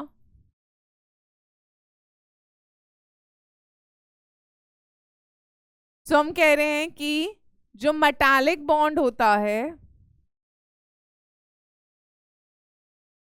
That is directly proportional to number of unpaired electrons. यानी जितने ज्यादा अनपेयर्ड इलेक्ट्रॉन्स होते हैं उतना ही मेटालिक बॉन्ड क्या होता है बेटा, स्ट्रॉन्ग बनता है, क्योंकि उतना ज्यादा फोर्स ऑफ अट्रैक्शन होगा अगर इलेक्ट्रॉन अनपेयर है। अगर इलेक्ट्रॉन पेयर में होता है, कपल की फॉर्म में होता है, तो तुम समझदार ही हो, कपल में झगड़ा कराना, कपल को अगर कहीं पूछ लो बाहर चलोगे तो उनके 10 बहाने होते हैं, हमें ये करना है, हमें यहाँ जाना है, हमें वहां जाना है। सिंगल इंसान से पूछ के देखो चल रहा है यहाँ, हाँ बता कहाँ चलना है। तो यहाँ पर भी यही चीज हो रही होती है कि जितने अनपेयर्ड इलेक्ट्रॉन ज्यादा होते हैं, मेटालिक बॉन्ड उतना ही क्या बनता है, स्ट्रॉन्ग बनता है। अब बेटा मेटालिक बॉन्ड जितना ज्यादा स्ट्रॉन्ग होगा, यानी मेटल आयन और इलेक्ट्रॉन के बीच में जितनी स्ट्रॉन्ग फोर्स ऑफ अट्रैक्शन होगी ना, stronger is the metallic bond, खुद बता दो मेटल उतना ही क्या होगा, हार्ड होगा. So metallic bond is directly proportional to hardness, यानी जितना स्ट्रॉन्ग मेटालिक बॉन्ड होगा उतना ही ज्यादा हार्डनेस होता है. या फिर मैं बोल सकती हूँ इनवर्सली प्रोपोर्शनल टू सॉफ्टनेस, यानी मेटालिक बॉन्ड जितना ज्यादा स्ट्रॉन्ग होगा सॉफ्टनेस उतनी कम होगी, हार्डनेस उतनी ज्यादा होगी, मेटल उतना ही हार्ड होगा. इसके अलावा मेटालिक बॉन्ड जितना ज्यादा स्ट्रॉन्ग होता है melting point and boiling point भी उतना ही क्या होता है बेटा, ज्यादा होगा. फोर्स ऑफ अट्रैक्शन जितनी स्ट्रॉन्ग होगी उसको तोड़ने के लिए उतना एनर्जी देना पड़ेगा, यानी मेल्टिंग पॉइंट और बॉइलिंग पॉइंट भी क्या होगा, ज्यादा होगा. ठीक है. सो मेटालिक बॉन्ड से बहुत सारी प्रॉपर्टीज पता लग जाती हैं. हार्डनेस ज्यादा होती है अगर मेटालिक बॉन्ड स्ट्रॉन्ग होता है, मेल्टिंग पॉइंट बॉइलिंग पॉइंट ज्यादा होता है. ठीक है. थर्ड प्रॉपर्टी है melting point and boiling point. Again वही पीछे ही जो करा, जितने ज्यादा अनपेयर्ड इलेक्ट्रॉन्स उतना स्ट्रॉन्ग मेटालिक बॉन्ड, जितना स्ट्रॉन्ग मेटालिक बॉन्ड उतना ज्यादा high melting point boiling point. तो जो ट्रांजिशन एलिमेंट्स होते हैं उनका मेल्टिंग पॉइंट बॉइलिंग पॉइंट ज्यादातर हाई होता है. जैसे आपने फिजिक्स में पढ़ा होगा बल्ब फिलामेंट में टंगस्टन प्रेजेंट होता है, टंगस्टन का मेल्टिंग पॉइंट बहुत ज्यादा हाई होता है, आयरन का भी काफी हाई होता है. सो यहाँ पर जो melting point boiling point high है वो इसी रीजन की वजह से कि यहाँ पर अनपेयर्ड इलेक्ट्रॉन्स प्रेजेंट होते हैं. जितने ज्यादा अनपेयर्ड इलेक्ट्रॉन्स होंगे उतना मेल्टिंग पॉइंट बॉइलिंग पॉइंट ज्यादा होगा.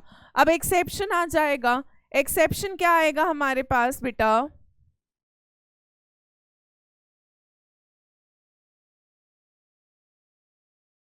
ग्रुप 12 वाले जो एलिमेंट्स हैं यानी जिंक, कैडमियम और mercury.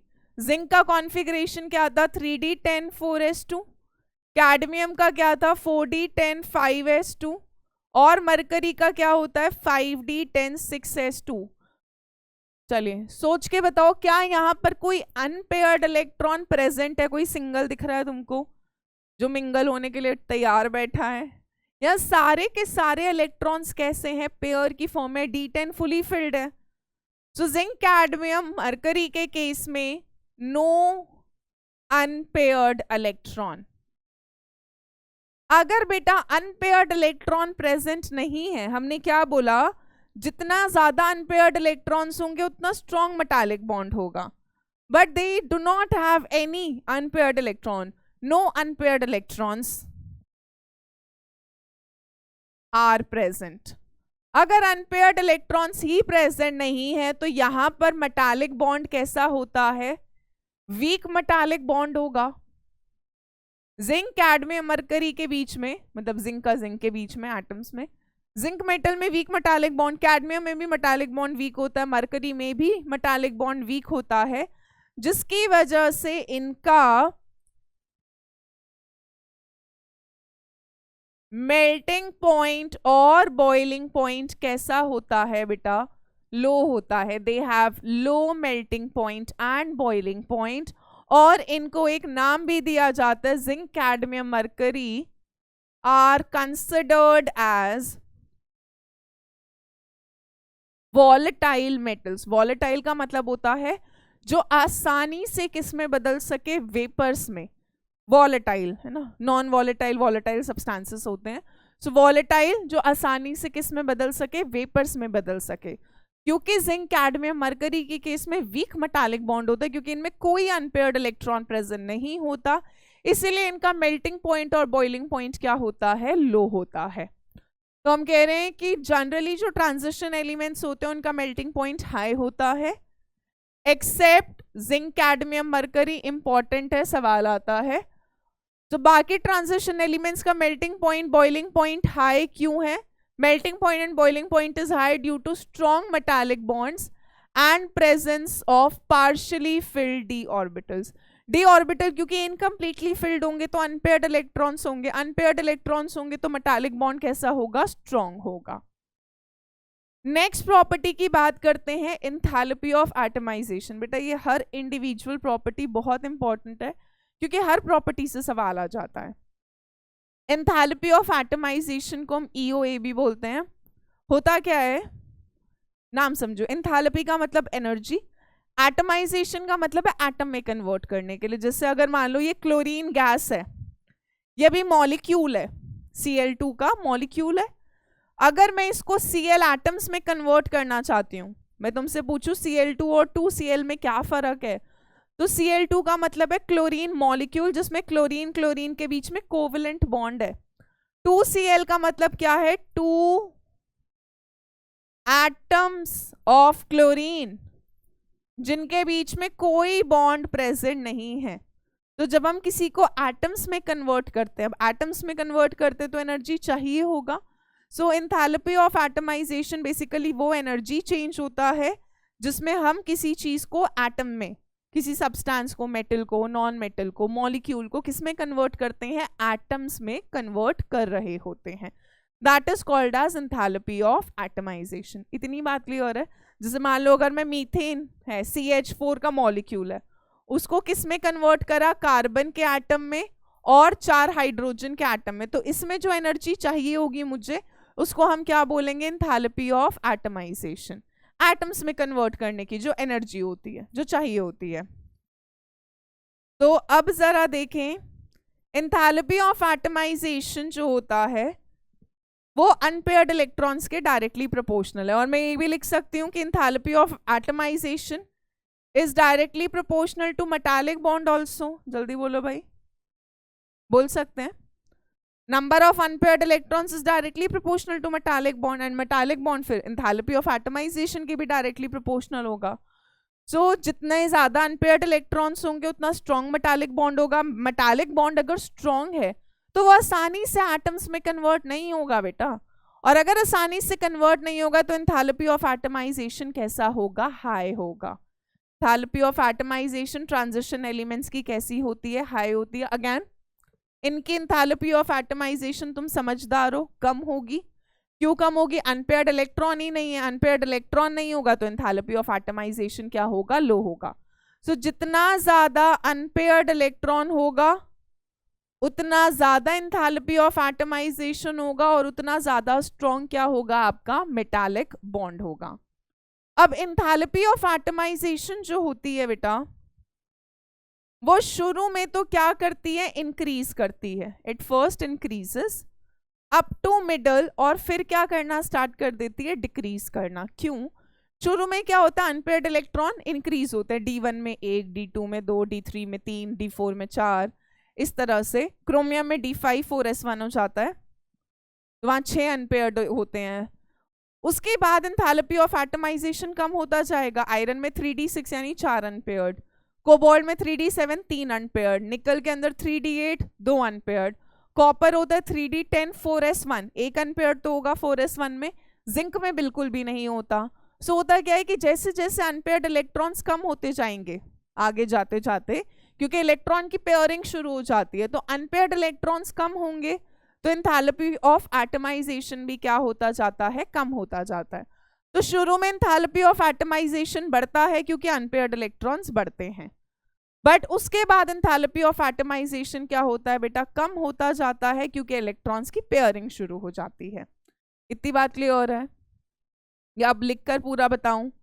Scandium D1, titanium D2 2 unpaired, vanadium D3 3 unpaired होता है, 4s2 4s2 4s2 में तो पेयर होते हैं। क्रोमियम होता है D5 4s1, यहां ज्यादा होगा। मैग्नीज के केस में क्रोमियम से कम होता है, इस पर अभी सवाल कराऊंगी। यहाँ 6 अनपेयर्ड है, यहाँ 5 अनपेयर्ड है। Iron 3d6 4 unpaired, cobalt 3d7 3 unpaired electrons होंगे, निकल 3d8 2 ही अनपेयर्ड इलेक्ट्रॉन होगा, कॉपर 3d10 4s1 1 अनपेयर्ड होगा, जिंक 3d10 4s2 एक भी अनपेयर्ड नहीं होगा। तो एंथैल्पी ऑफ एटमाइजेशन पहले इंक्रीज करता है, decrease decrease decrease decrease decrease और डिक्रीज, यानी सबसे कम एंथैल्पी ऑफ एटमाइजेशन तो जिंक का ही होगा, क्योंकि यहां पर तो अनपेयर्ड इलेक्ट्रॉन्स कितना होगा, 0 0। चलो अब यहाँ पे सवाल क्या आता है, इस सवाल को देखते हैं। ये समझाने के लिए बेटा कि और ज्यादा क्लैरिटी रहे आपको कि जो बताया है वो क्या चीज है। क्वेश्चन, अगर मैं आपसे पूछूं कि क्रोमियम और मैग्नीज 24, 25, ठीक है, एंथैल्पी ऑफ एटमाइजेशन को EOA से डिनोट कर देते हैं, इसको डेल्टा HAB लिखते हैं। किसका enthalpy of atomisation delta HAB लिख सकते हैं? किसका ज्यादा होगा बेटा, क्रोमियम का या मैग्नीज का? क्रोमियम है 3D5 4S1, मैग्नीज है 3D5 4S2। ये अभी इस साल के सैंपल पेपर में भी सवाल आया था। तो क्रोमियम में कितने अनपेयर्ड इलेक्ट्रॉन्स हैं? 6। मैग्नीज में कितने अनपेयर्ड इलेक्ट्रॉन्स हैं? 5। जितना ज्यादा अनपेयर्ड इलेक्ट्रॉन उतना ज्यादा एंथैल्पी ऑफ एटमाइजेशन, यानी क्रोमियम का एंथैल्पी ऑफ एटमाइजेशन बेटा ज्यादा होगा। मेल्टिंग पॉइंट, चलिए मेल्टिंग पॉइंट बताओ भाई। क्योंकि क्रोमियम का एंथैल्पी ऑफ एटमाइजेशन ज्यादा है, यानी मेटालिक बॉन्ड भी स्ट्रांग होगा, और अगर मेटालिक बॉन्ड स्ट्रांग होगा तो क्रोमियम का मेल्टिंग पॉइंट मैग्नीज के कंपैरिजन में क्या होगा? ज्यादा होगा। ये सवाल आया हुआ है कि क्रोमियम का मेल्टिंग पॉइंट मैग्नीज से ज्यादा क्यों होता है, तो आंसर बता देंगे क्योंकि क्रोमियम के अंदर अनपेयर्ड इलेक्ट्रॉन ज्यादा प्रेजेंट है, एंथैल्पी ऑफ एटमाइजेशन क्रोमियम का ज्यादा होता है, इसीलिए क्रोमियम का मेल्टिंग पॉइंट भी क्या होता है बेटा? ज्यादा होता है ना। क्रोमियम अगर हम देखेंगे तो 3D5 1 2 3 4 5 और 4S के अंदर एक इलेक्ट्रॉन, तो 6 अनपेयर्ड इलेक्ट्रॉन्स हैं। मैग्नीज के केस में हमारे पास है 3D5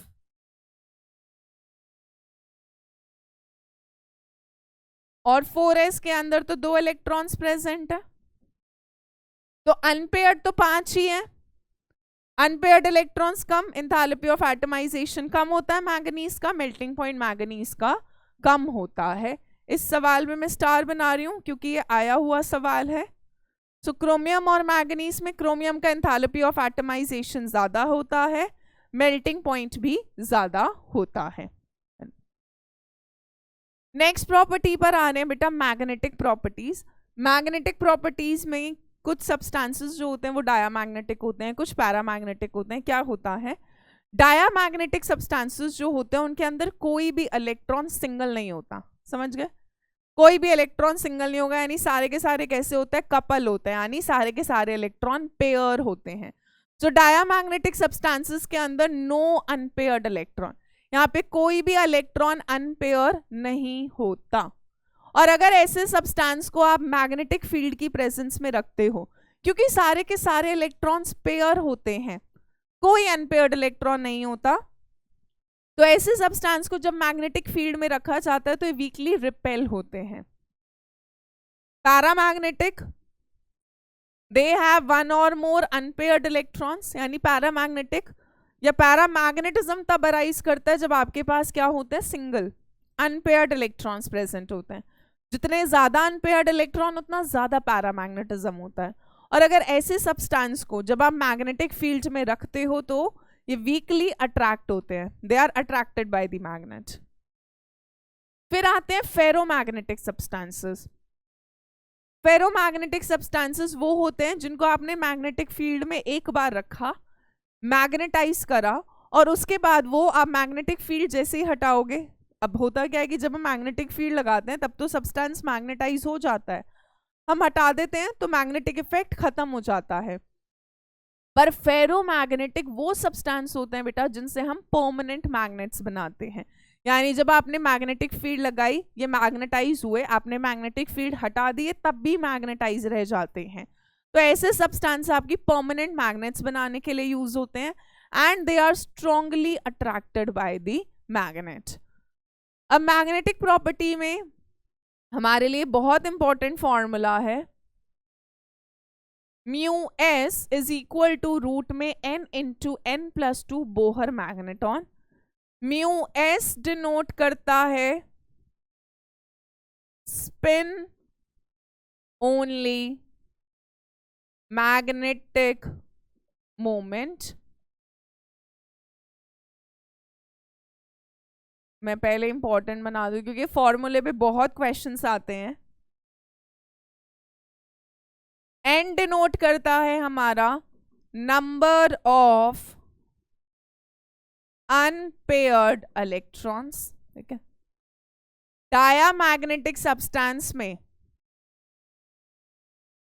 number of unpaired electron 0 होते हैं क्योंकि कोई अनपेयर्ड इलेक्ट्रॉन होता ही नहीं, नो अनपेयर्ड इलेक्ट्रॉन।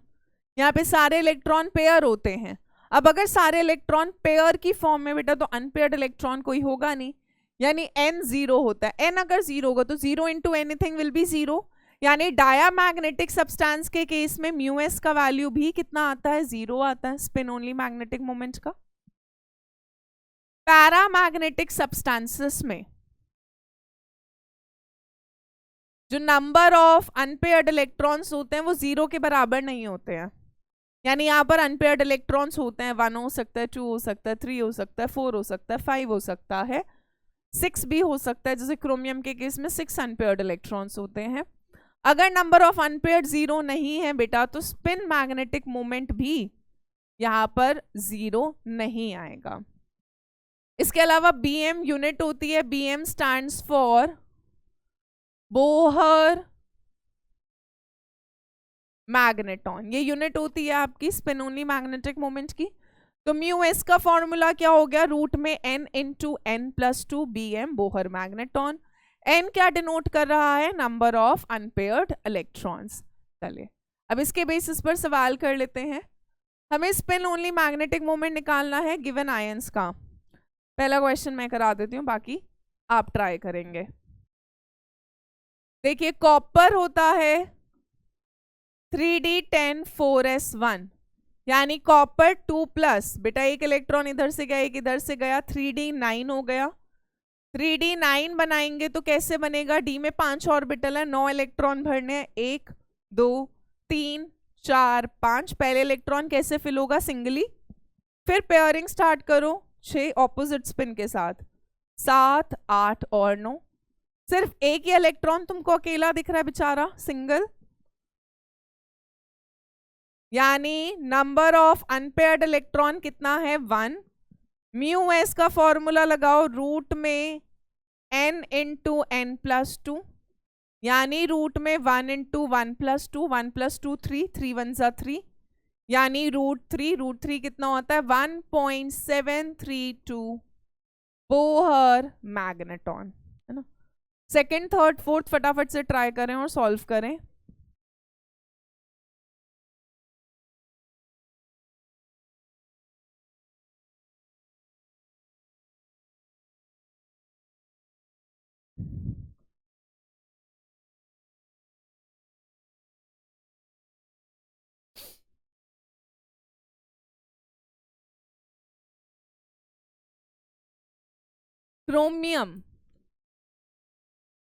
क्रोमियम होता है 3d5 4s1, क्रोमियम 2+ हो गया, एक और एक इधर से गया, 3d4 1 2 3 4, चारों इलेक्ट्रॉन सिंगल ही हैं, अनपेयर हैं।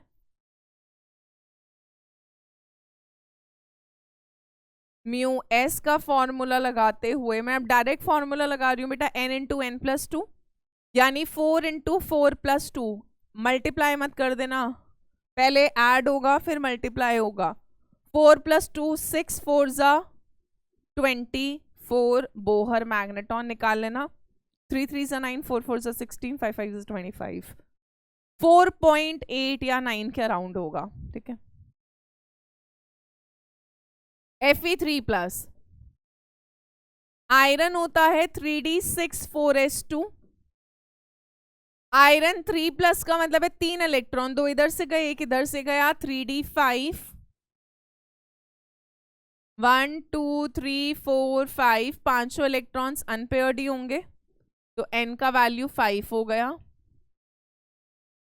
म्यू एस हो जाएगा रूट में 5 इंटू 5 प्लस 2, 5 प्लस 2 7 5 जा रूट 35 बोहर मैग्नेटॉन, 5 5 जा 25, 6 6 जा 36, 5.8 या 5.89, 5.9 इसी के करीब आएगा इसका।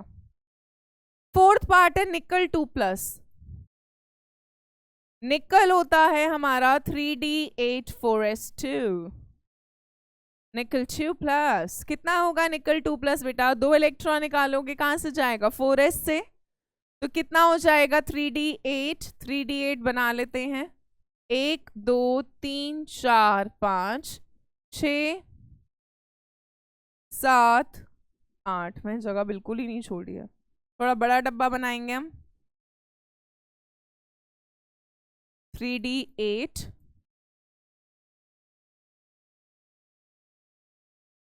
1 2 3 4 5 6 7 8। ये 2 इलेक्ट्रॉन सिंगल है यानी अनप्योर है। म्यू एस का फॉर्मूला हो जाएगा रूट में n इंटू n+2 यानी 2 इंटू 2+2। 2+2 4 2 ज़ा 8 √8। √8 को लिख सकते हैं 2 इंटू 2 इंटू 2। तो एक 2 बाहर आ जाएगा तो ये हो जाएगा 2√2। √2 होता है 1.414 इंटू 2। ये हो जाएगा आपका बेटा 2.828 बोहर मैग्नेटॉन। अब देख लेना एमसीक्यू में अगर रूट के अंदर ही आंसर है तो रूट में ही, अगर डेसिमल में दे रखा है तो फिर आपको सॉल्व करना पड़ेगा। तो आई होप आपको क्वेश्चन क्लियर हो गया होगा। मैग्नेटिक मोमेंट से एक क्वेश्चन में इस प्रॉपर्टी पे स्टार भी बना दूं कि यहां से इस फॉर्मूले से, मैंने वैसे तो बना ही दिया है,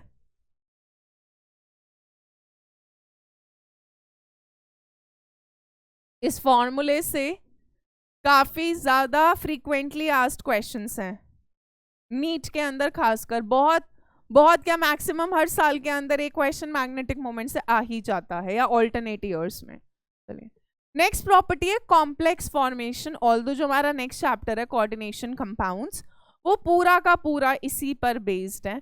कुछ लोग घबरा रहे थे कि हमारे स्कूल में तो कुछ हमारे बोर्ड्स में कुछ डिलीट नहीं हुआ है, तो उसकी टेंशन मत लो। हम पहले डिलीटेड चैप्टर्स नहीं करा रहे, पहले वो करा रहे हैं जो आपके आ रहे हैं। तो पहले डी एंड एफ ब्लॉक होगा, फिर कोऑर्डिनेशन कंपाउंड्स होगा, लास्ट में आपका मेटलर्जी और पी ब्लॉक करा दिया जाएगा, ताकि ऑब्वियसली क्योंकि नीट के लिए है तो नीट के लिए पूरा ही पढ़ाया जाएगा, उसकी टेंशन मत लो। फिजिकल के भी जो चैप्टर्स हैं, इनऑर्गेनिक के भी जो है, वो सारे आपको लास्ट में करा दिए जाएंगे। ठीक है, टेंशन तुम किसी चीज की मत लो, वो हमारा काम है। तुम सिर्फ पढ़ाई करो, मेहनत करो। कॉम्प्लेक्स फॉर्मेशन, कॉम्प्लेक्स होता है जब कोई चीज अपनी आइडेंटिटी लूज नहीं करती एक्वस सोल्यूशन में। आइडेंटिटी लूज का मतलब है कि जो कॉम्प्लेक्स पार्ट होते हैं, जैसे मैं कॉम्प्लेक्स क्या लिखा है FeCN6 3-। अब ये कॉम्प्लेक्स बेटा सोल्यूशन में एज इट इज रहेगा, ऐसा ही रहेगा। ये further iron ions, cyanide ion Cn- में नहीं टूटेगा। ऐसे MnH2O4 2+ में जो स्क्वायर ब्रैकेट वाला पार्ट है, ये पूरा दिस इज कॉम्प्लेक्स, ये पूरा का पूरा आपका कैसा है? कॉम्प्लेक्स है। अब ये फर्दर मैग्नीज आयन पानी में नहीं टूटेगा। तो जो कॉम्प्लेक्स होते हैं वो क्या करते हैं? अपनी आइडेंटिटी को मेंटेन करके रखते हैं। हाँ जी, हम जो है वही हैं। जैसे कुछ लोग होते हैं ना, जैसी संगति वैसे अपने आप को ढाल लेते हैं, ये वो नहीं करते। कहते हैं हम कॉम्प्लेक्स पार्ट है, हम अगर अपनी आइडेंटिटी लूज नहीं करते तो हम नहीं करेंगे, हम एज इट इज मतलब रहेंगे, इंटैक्ट रहेंगे। वो होता है ना सख्त लौंडे, वो वाले हैं। ठीक है, अब यहां पर क्या होता है कि क्योंकि डी ब्लॉक के जो एलिमेंट्स हैं उनका साइज छोटा ही होता है, बहुत ज्यादा बड़े साइज में तो ये वैसे भी नहीं होते, और उसमें भी हमने देखा कि साइज में बहुत ज्यादा वेरिएशन नहीं है बेटा। डिक्रीज हुआ, कांस्टेंट हुआ, इंक्रीज हुआ, तो बहुत मेजर चेंज नहीं होता है यहाँ पर साइज में। तो डी ब्लॉक के जो एलिमेंट्स होते हैं, क्योंकि इनके साइज छोटे होते हैं, हाई आयनिक चार्जेस होते हैं, मैग्नीज 2+, 3+, 4+, 5+, 6+, 7+ तक दिखा देता है। तो यहाँ पर क्योंकि चार्जेस बहुत ज्यादा होते हैं ऑन ट्रांजिशन मेटल्स, एंड सबसे अच्छी बात क्या होती है कि इनके पास डी ऑर्बिटल्स प्रेजेंट होते हैं।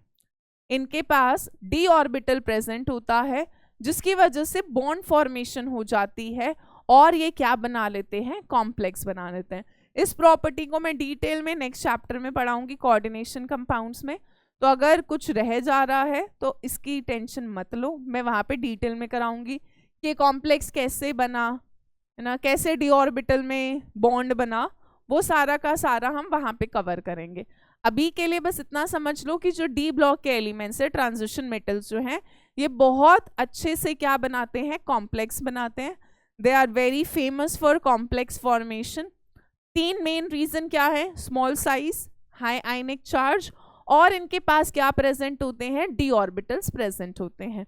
और अगर मैं कॉम्प्लेक्स के एग्जाम्पल लिखूं तो जैसे CONH3 होल 6 3+,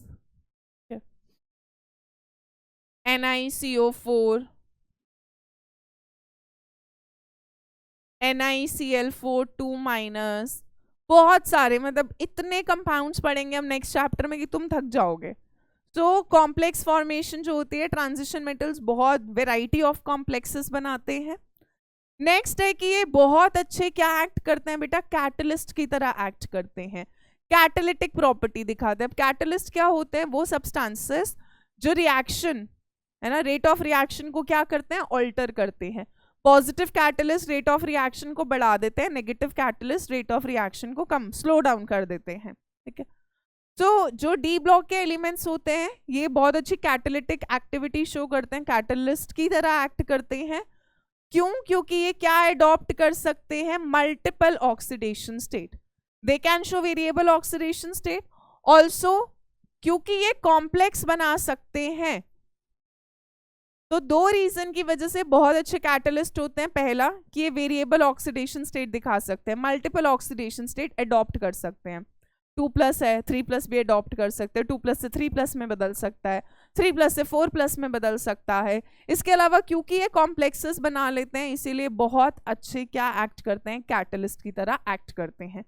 जैसे कि एग्जाम्पल देते हैं, आयरन जो होता है वो यूज होता है हेबर्स प्रोसेस के अंदर। हेबर प्रोसेस पी ब्लॉक में है।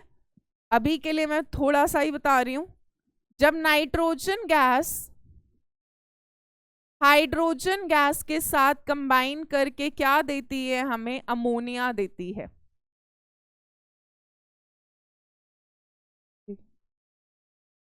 यहां पर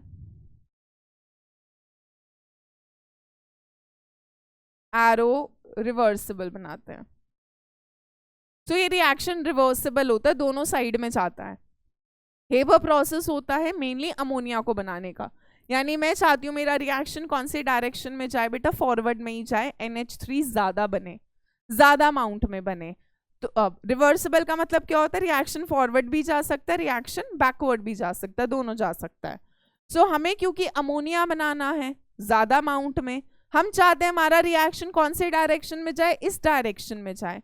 सो इन सब चीजों को प्रमोट करने के लिए, यानी अमोनिया ज्यादा बने उसके लिए हम यहाँ पर क्या डालते हैं, यहाँ पर कैटलिस्ट क्या यूज होता है, आयरन यूज होता है एज अ कैटलिस्ट, रिएक्शन के रेट को बढ़ाने के लिए, ताकि जो इक्विलिब्रियम है वो राइट में जाए, NH3 ज्यादा बने।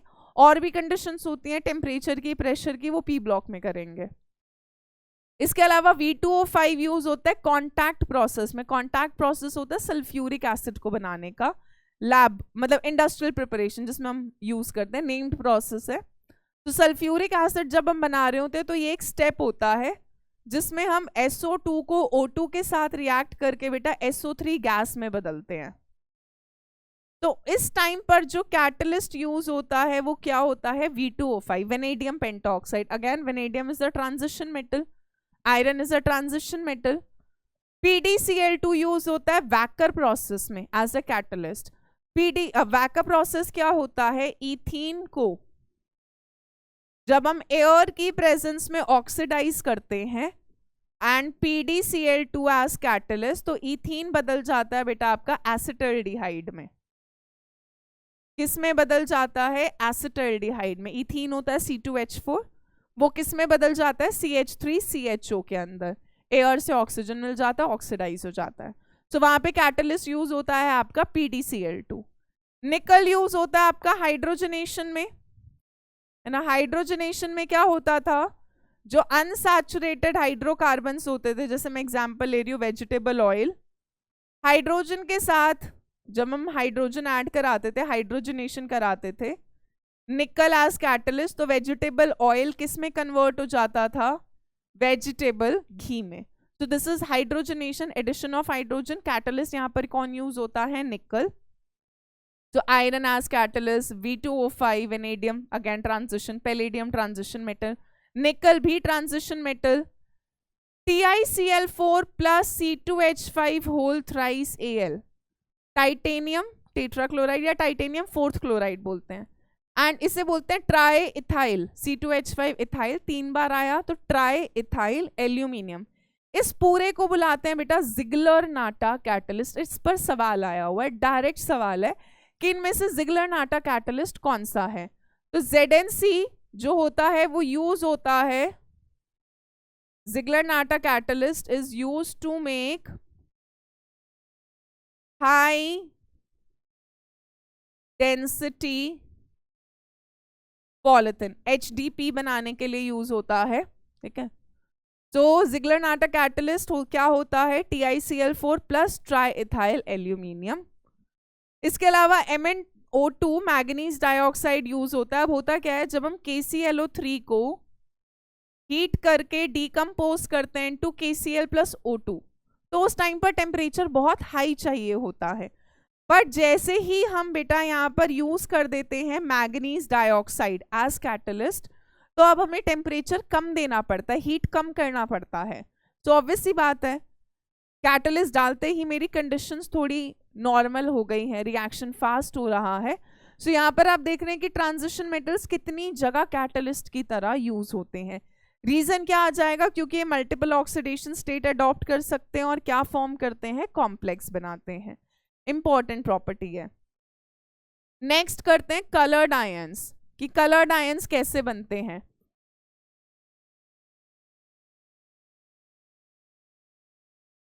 चलें, सो कलर कैसे आता है, हमें कैसे पता लगेगा। सो कलर वैसे तो बहुत ज्यादा डिटेल में कोऑर्डिनेशन कंपाउंड्स में है, अभी आसानी के लिए थोड़ा कलर समझते हैं। कलर बेसिकली आता है आपका अनपेयर्ड इलेक्ट्रॉन से। जो अनपेयर्ड, अब मैं आसान समझाती हूँ, ये यहाँ पे क्या होता है कि आपकी ग्राउंड स्टेट होती है, ठीक है। ग्राउंड स्टेट क्या होता है, जो भी इलेक्ट्रॉन का लोएस्ट स्टेबल स्टेट होता है, वो फर्स्ट लेवल भी हो सकता है, सेकंड भी हो सकता है, थर्ड भी हो सकता है, कोई सा भी हो सकता है, ठीक है। अब इलेक्ट्रॉन ग्राउंड स्टेट के अंदर है, ठीक है। ये जब एनर्जी एब्जॉर्ब करेगा बेटा, तो ये कूद कर कहाँ जाता है, एक्साइटेड स्टेट में। जब ये एनर्जी एब्जॉर्ब करता है तो ये एक्साइट होकर किस में चला जाता है, एक्साइटेड स्टेट में चला जाता है।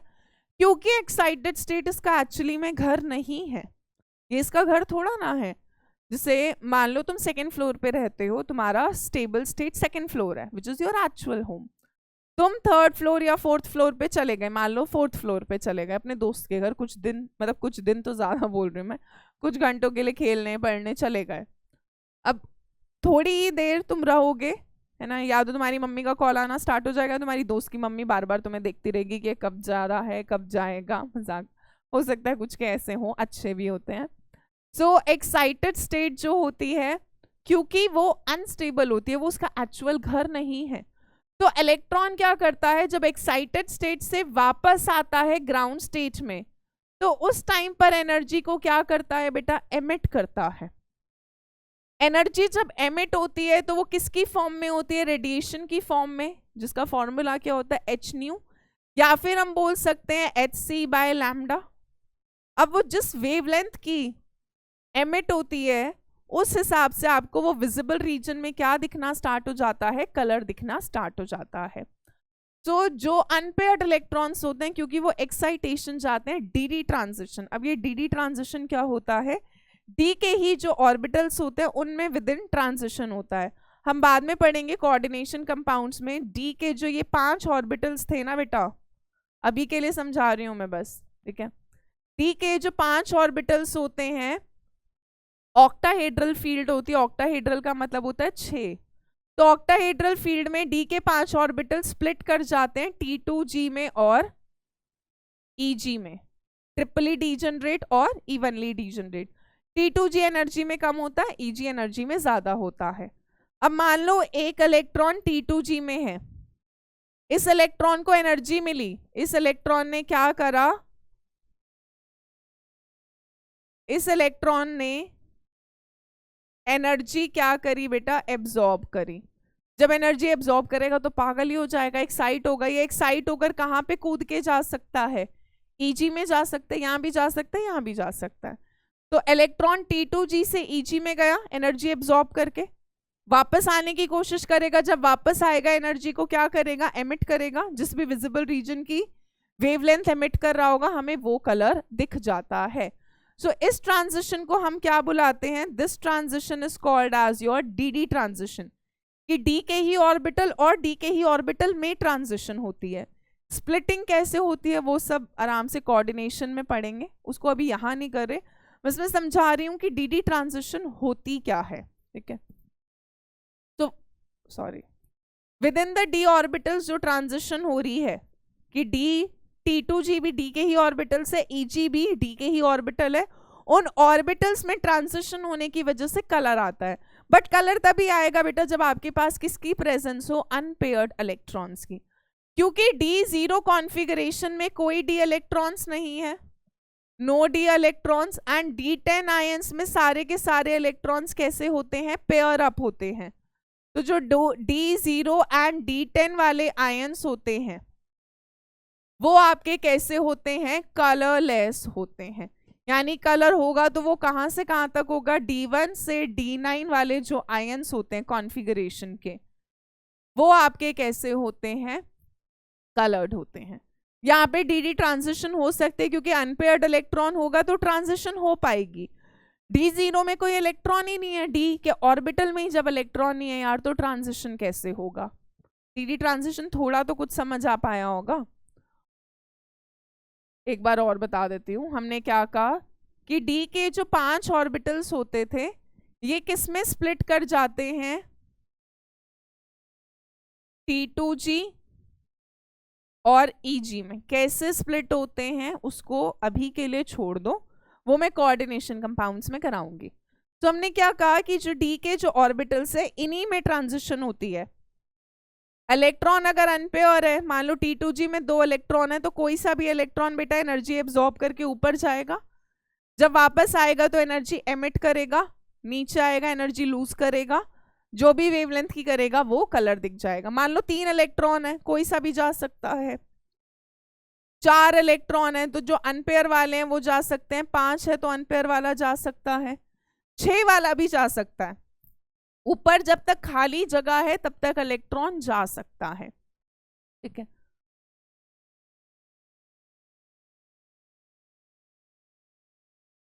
हमने काफी,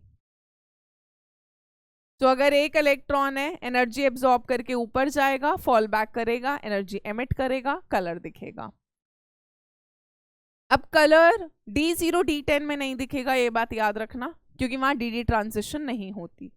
DD ट्रांजिशन के अलावा कलर और कुछ रीजन से भी अराइज करता है, जैसे कि चार्ज ट्रांसफर स्पेक्ट्रा। अभी चार्ज ट्रांसफर स्पेक्ट्रा में क्या होता है देखिए, MnO4 माइनस जिसको हम बोलते हैं परमैग्नेट आयन, आपने नाम सुना होगा पोटेशियम परमैग्नेट KMnO4, बहुत ही सुंदर पर्पल कलर का कंपाउंड होता है।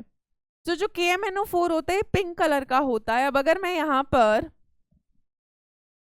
MnO4 माइनस में मैग्नीज का ऑक्सीडेशन स्टेट निकालूं तो वो कितना आएगा बेटा, X, एक ऑक्सीजन में -2, 4 पे -8 इज इक्वल टू नेगेटिव का चार्ज है, यानी कितना हो जाएगा -1।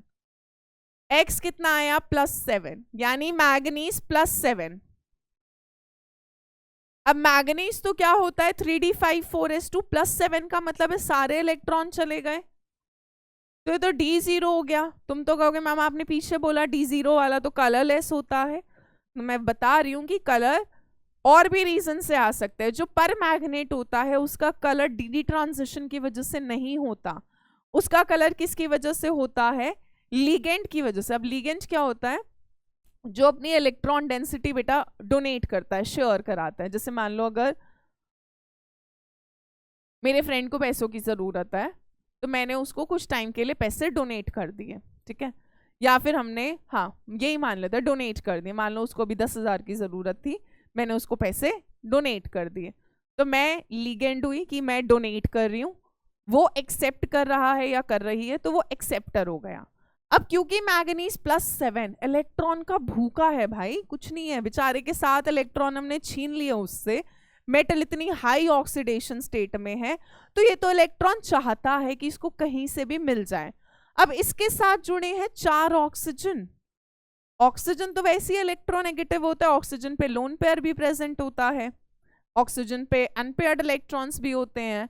तो ऑक्सीजन क्या करता है, अपनी इलेक्ट्रॉन डेंसिटी, जो अपनी नेगेटिव चार्ज की डेंसिटी है, वो मैग्नीज के ऑर्बिटल में क्या कर देता है, डोनेट कर देता है। तो यहाँ पे लीगेंड यानी ऑक्सीजन है ना, लीगेंड टू मेटल किसका ट्रांसफर होता है बेटा, चार्ज का ट्रांसफर होता है। चार्ज समझ आता है, इलेक्ट्रॉन डेंसिटी, अपना जो नेगेटिव चार्ज है, क्योंकि मेटल यहाँ पे इतनी हाई ऑक्सीडेशन स्टेट में होता है, इतना इलेक्ट्रॉन का भूखा होता है कि अब ऑक्सीजन क्या ही करेगा, वगैरह इसको इतनी जरूरत है, मैं क्या करूं यार। तो यहाँ पर ऑक्सीजन क्या करता है, अपनी इलेक्ट्रॉन डेंसिटी, अपना चार्ज जो होता है वो ट्रांसफर कर देता है। जो डोनेट कर रहा होता है इलेक्ट्रॉन डेंसिटी, उसको हम क्या बुलाते हैं, लीगेंड बुलाते हैं। तो पर मैग्नेट MnO4- के अंदर क्योंकि ऑक्सीजन अपनी इलेक्ट्रॉन डेंसिटी देता है, जैसे मैं दे रही थी पैसे, तो मैं लीगेंड हुई, मैं डोनेट कर रही हूं। So ligand to metal, ligand to metal क्या हुआ, चार्ज ट्रांसफर हुआ, मनी ट्रांसफर हुआ, ठीक है। सो यहाँ पर लीगेंड यानी जो ऑक्सीजन या ऑक्साइड आयन होते हैं, वो मेटल को यानी मैग्नीज को क्या करते हैं, अपना चार्ज, अपनी इलेक्ट्रॉन डेंसिटी ट्रांसफर कर देते हैं। जैसे ही इलेक्ट्रॉन डेंसिटी ट्रांसफर होती है, इलेक्ट्रॉन ट्रांसफर हो रहा है, तो ट्रांजिशन हो जाएगा, और इसीलिए हम बोलते हैं कि यहाँ पर क्या आ जाता है, कलर आ जाता है। तो यहाँ पर कलर किसकी वजह से आता है बेटा, LMCT। LMCT का फुल फॉर्म क्या होता है, ligand to metal charge transfer. Same एक और एग्जाम्पल बताती हूं, एक क्या 2-3 हो सकते हैं। Cr2O7 2- ऑरेंज कलर का होता है। यहाँ पे आप क्रोमियम का ऑक्सीडेशन स्टेट निकालोगे, +6 आएगा, 2x - 14 is equal to -2, 2x आएगा +12, x आएगा +6।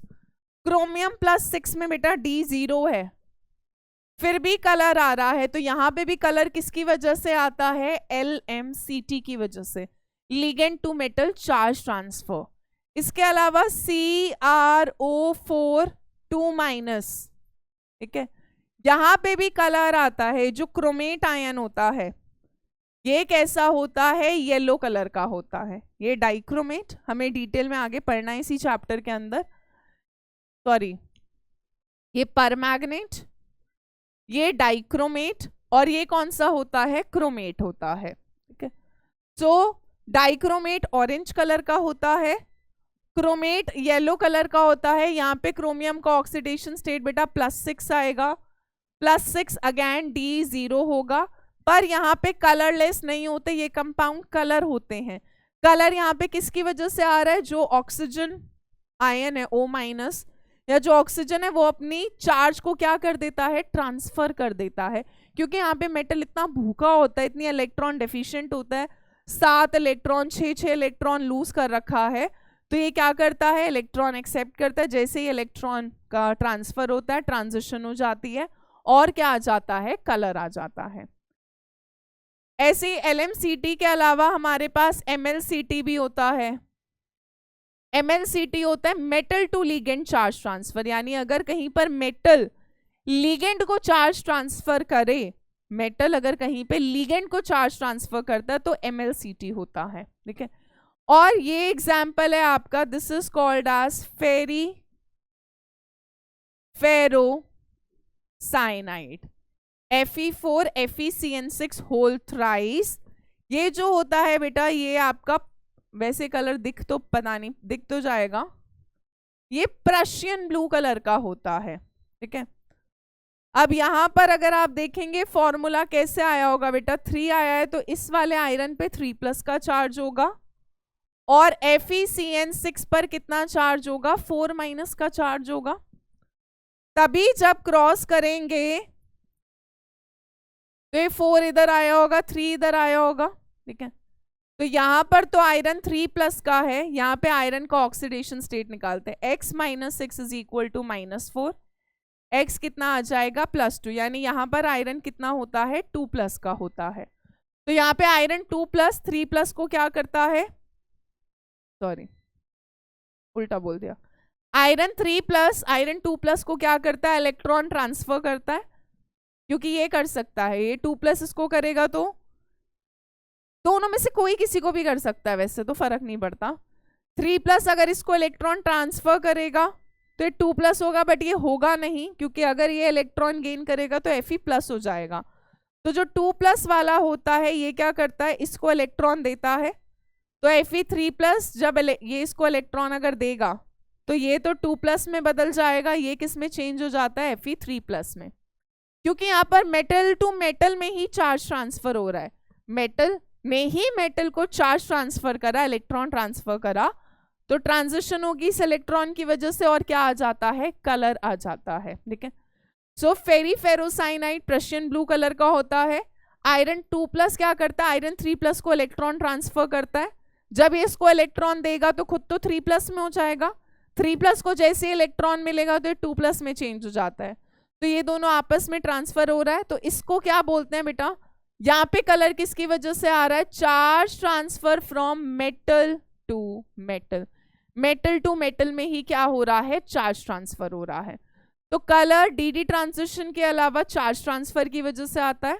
लिगेंड मेटल को चार्ज कर सकता है, ट्रांसफर मेटल लिगेंड को कर सकता है, मेटल मेटल को कर सकता है, तो अलग अलग नाम होते हैं, LMCT, MLCT, MMCT, metal to metal charge transfer.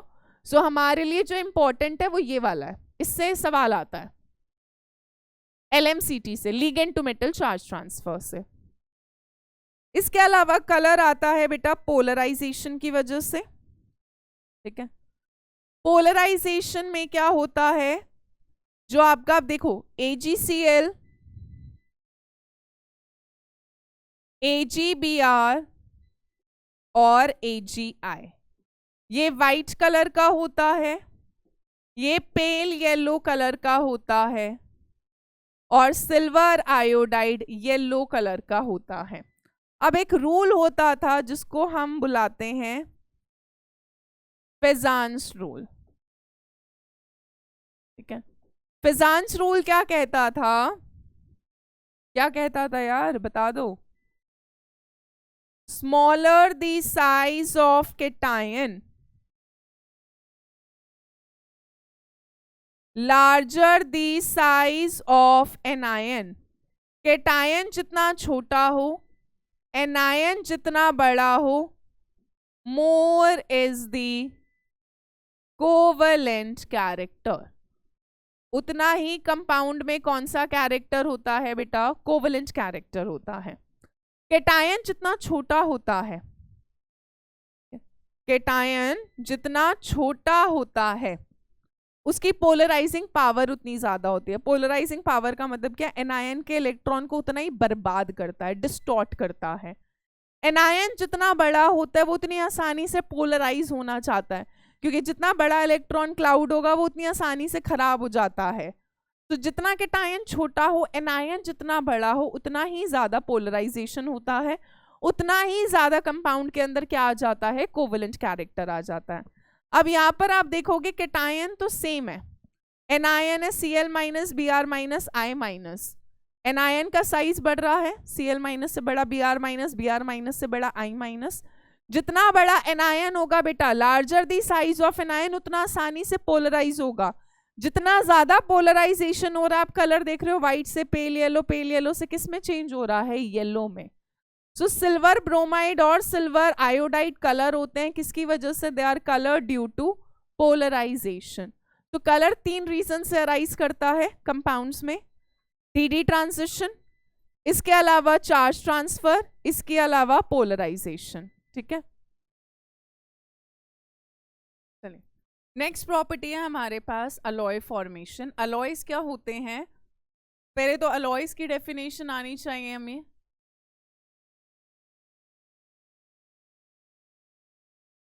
तो अलॉयज हम डिफाइन करते हैं बेटा, होमोजीनियस मिक्सचर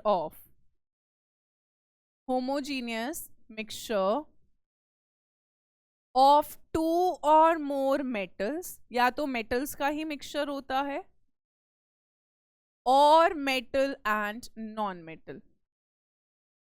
तो अलॉय कभी भी आपके नॉन मेटल्स का मिक्सचर नहीं होता, या तो टू और मोर मेटल्स ही होते हैं या फिर मेटल एंड नॉन मेटल होता है। तो जो ट्रांजिशन एलिमेंट्स होते हैं दे show very easily alloy formation. आपने सुने भी होंगे, ब्रास हो गया, ब्रॉन्ज हो गया, गोल्ड ज्वेलरी हो गया, सोल्डर हो गया, स्टील हो गया, स्टेनलेस स्टील हो गया। सो ट्रांजिशन मेटल्स आपको ज्यादातर दिखेंगे अलॉयज बनाते हुए। अब क्यों वो अलॉयज बहुत आसानी से बना लेते हैं? पहला जो रीजन होता है, because of the similar size of metal ion, क्योंकि ट्रांजिशन मेटल आयंस के साइज ऑलमोस्ट सिमिलर होते हैं। और ऐसा नहीं होता यार कि अलॉयज बनाने के लिए हम कोई से भी दो मेटल उठाएंगे और मिक्स कर देंगे ना। जो भी आप मेटल्स मिक्स कर रहे हो उनका जो साइज का, रेडियस का डिफरेंस है वो विद इन 15% होना चाहिए, बहुत ज्यादा नहीं। 15% से ज्यादा अगर उनके साइज में फर्क है तो वो अलॉयज आसानी से नहीं बना पाएंगे। तो अलॉयज बनाने के लिए जो भी हम मेटल्स को या मेटल और नॉन मेटल को भी अगर मिक्स कर रहे हैं तो साइज डिफरेंस बहुत ज्यादा नहीं होना चाहिए। क्योंकि ट्रांजिशन मेटल आयंस का साइज ऑलमोस्ट सिमिलर था, बहुत ज्यादा वेरिएशन नहीं था साइज में कि डिक्रीज ही होता जा रहा हो, बहुत ड्रास्टिकली डिक्रीज हो रहा हो या इंक्रीज ही होता जा रहा है। साइज डिक्रीज हुआ, कांस्टेंट हुआ, फिर स्लाइटली इंक्रीज हुआ। तो because of the similar size of ions, near about 15% का रेंज होना चाहिए। हाई आयनिक चार्जेस जो ट्रांजिशन मेटल आयंस पे प्रेजेंट होते हैं, and availability of D orbitals, क्योंकि इनके पास डी ऑर्बिटल्स भी होते हैं। सो ट्रांजिशन मेटल्स बहुत आसानी से अलॉय फॉर्मेशन शो करते हैं। जैसे कि स्टील किसका अलॉय होता है? Steel is an alloy of iron and carbon, metal and non metal का मिक्सचर हो गया। ब्रास किसका अलॉय होता है बेटा? कॉपर एंड जिंक का। स्टेनलेस स्टील किसका अलॉय होता है? आयरन, क्रोमियम, निकल एंड कार्बन। कार्बन बहुत ही कम ट्रेसेस में होता है। तो इसके अलावा आपके पास ब्रॉन्ज होता है। Bronze is an alloy of copper and tin. Gold jewellery भी जो होती है वो गोल्ड के साथ हम या तो सिल्वर मिक्स करते हैं या कॉपर मिक्स करते हैं। तुम्हारे पास इतने सारे अलॉयज होते हैं, जर्मन सिल्वर होता है, एल्निको होता है, मैग्नीशियम होता है, नाइक्रोम होता है, निकल प्लस क्रोमियम। तो इतने सारे अलॉयज बनते हैं और आप ज्यादातर देखोगे अलॉयज के अंदर ट्रांजिशन मेटल्स हैं। तो ट्रांजिशन मेटल्स बहुत आसानी से अलॉय बनाते हैं क्योंकि साइज ऑलमोस्ट सिमिलर होता है, विद इन 15% की रेंज में आ जाते हैं, साइज बहुत डिफर नहीं करता।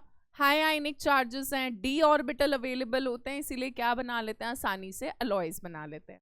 और इसी के साथ लास्ट प्रॉपर्टी डिस्कस कर रहे हैं, which is formation of interstitial compounds.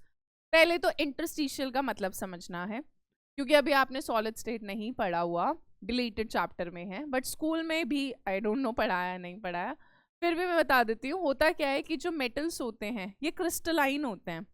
तो क्रिस्टलाइन सॉलिड्स जो होते हैं वो अपना एक 3D ज्योमेट्री बनाते हैं, 3 डायमेंशनल में। जैसे आपने देखा होगा शुगर के क्रिस्टल्स देखे हैं, तो हम बोलते हैं कि चीनी क्रिस्टलाइन है, नमक भी क्रिस्टलाइन होता है।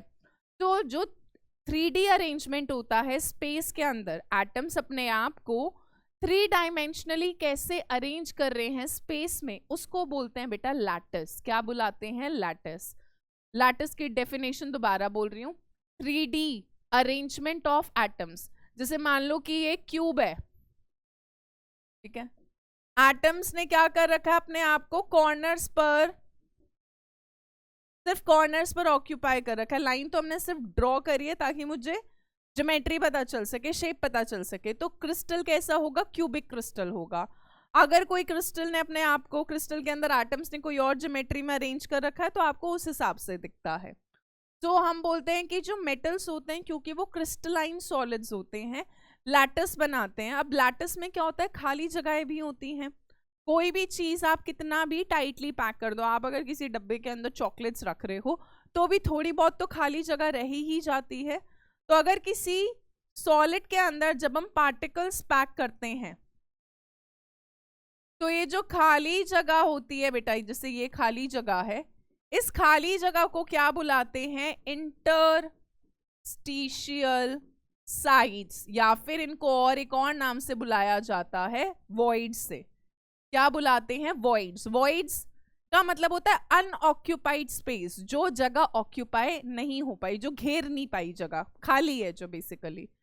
तो जैसे अगर आपके कमरे में कुछ जगह तो आप ऑक्यूपाई करा देते हो, आपने टीवी लगा दिया, आपने सोफा लगा दिया, बेड लगा दिया, पर बहुत सारी जगह खाली भी है। तो जो खाली जगह होती है उसको हम क्या बुलाते हैं? इंटरस्टिशियल साइट्स या फिर वॉइड्स। अब होता क्या है, जब मेटल अपनी लैटिस बनाता है, क्रिस्टल स्ट्रक्चर जो होता है मेटल का, अब उनमें खाली जगहों में अगर कोई छोटा एटम ट्रैप हो जाए, है ना, कोई छोटा एटम जैसे कि कार्बन, हाइड्रोजन, नाइट्रोजन, यानी इन खाली जगहों में, जैसे ये मेटल के एटम्स हैं, मेटल ने अपना लैटिस बना रखा है, 3D अरेंजमेंट बना रखा है, और इन खाली जगहों के अंदर कोई स्मॉल एटम आकर क्या हो जाए बेटा? ट्रैप हो जाए, है ना। So when small size atom जैसे कि बोरॉन, कार्बन, हाइड्रोजन, नाइट्रोजन, ये आसानी से क्या करते हैं? दे occupy positions in the voids. Voids कौन सी जगह थी? खाली जगह। ये जो खाली जगह है ये आपका क्या होता है? वॉइड्स होता है। तो जब वॉइड्स के अंदर कोई स्मॉल साइज एटम आ जाए इन दी crystal lattices of transition metals, जैसे कॉपर की लैटिस में आ जाए, आयरन की लैटिस के अंदर मान लो जैसे हाइड्रोजन आ गया तो इंटरस्टिशियल कंपाउंड बन गया। वेनेडियम की लैटिस के अंदर हाइड्रोजन आ गया तो इंटरस्टिशियल कंपाउंड बन गया। यानी वेनेडियम के क्रिस्टल में जो खाली जगह थी वहां पर कौन आ गया? हाइड्रोजन आ गया। ऐसे ही टाइटेनियम की लैटिस में कार्बन आ गया। तो जो स्मॉल साइज एटम अगर खाली जगह ऑक्यूपाई कर ले मेटल की लैटिस के अंदर, क्रिस्टल के अंदर, तो हम बोलते हैं जो रिजल्टेंट कंपाउंड बनता है उसको हम क्या बुलाते हैं बेटा? Interstitial compounds. इस पर बहुत बार सवाल आया हुआ है, आता रहता है। Definition, what are interstitial compounds? Give 2 examples. तो आप कोई भी 2 एग्जाम्पल दे सकते हो। TiC, Mn4n, यानी मैग्नीशियम, मैग्नीज की लैटिस के अंदर नाइट्रोजन है। Fe3H, आयरन की लैटिस में हाइड्रोजन इंटरस्टिशियल साइड्स पर है। VH 0.56, वेनेडियम की लैटिस में हाइड्रोजन है, ये 0.56, ये सब क्या बता रही हूँ। TiH 1.7, ठीक है। अब ये जो होते हैं ये कैसे होते हैं? नॉन स्टॉक्योमेट्रिक होते हैं।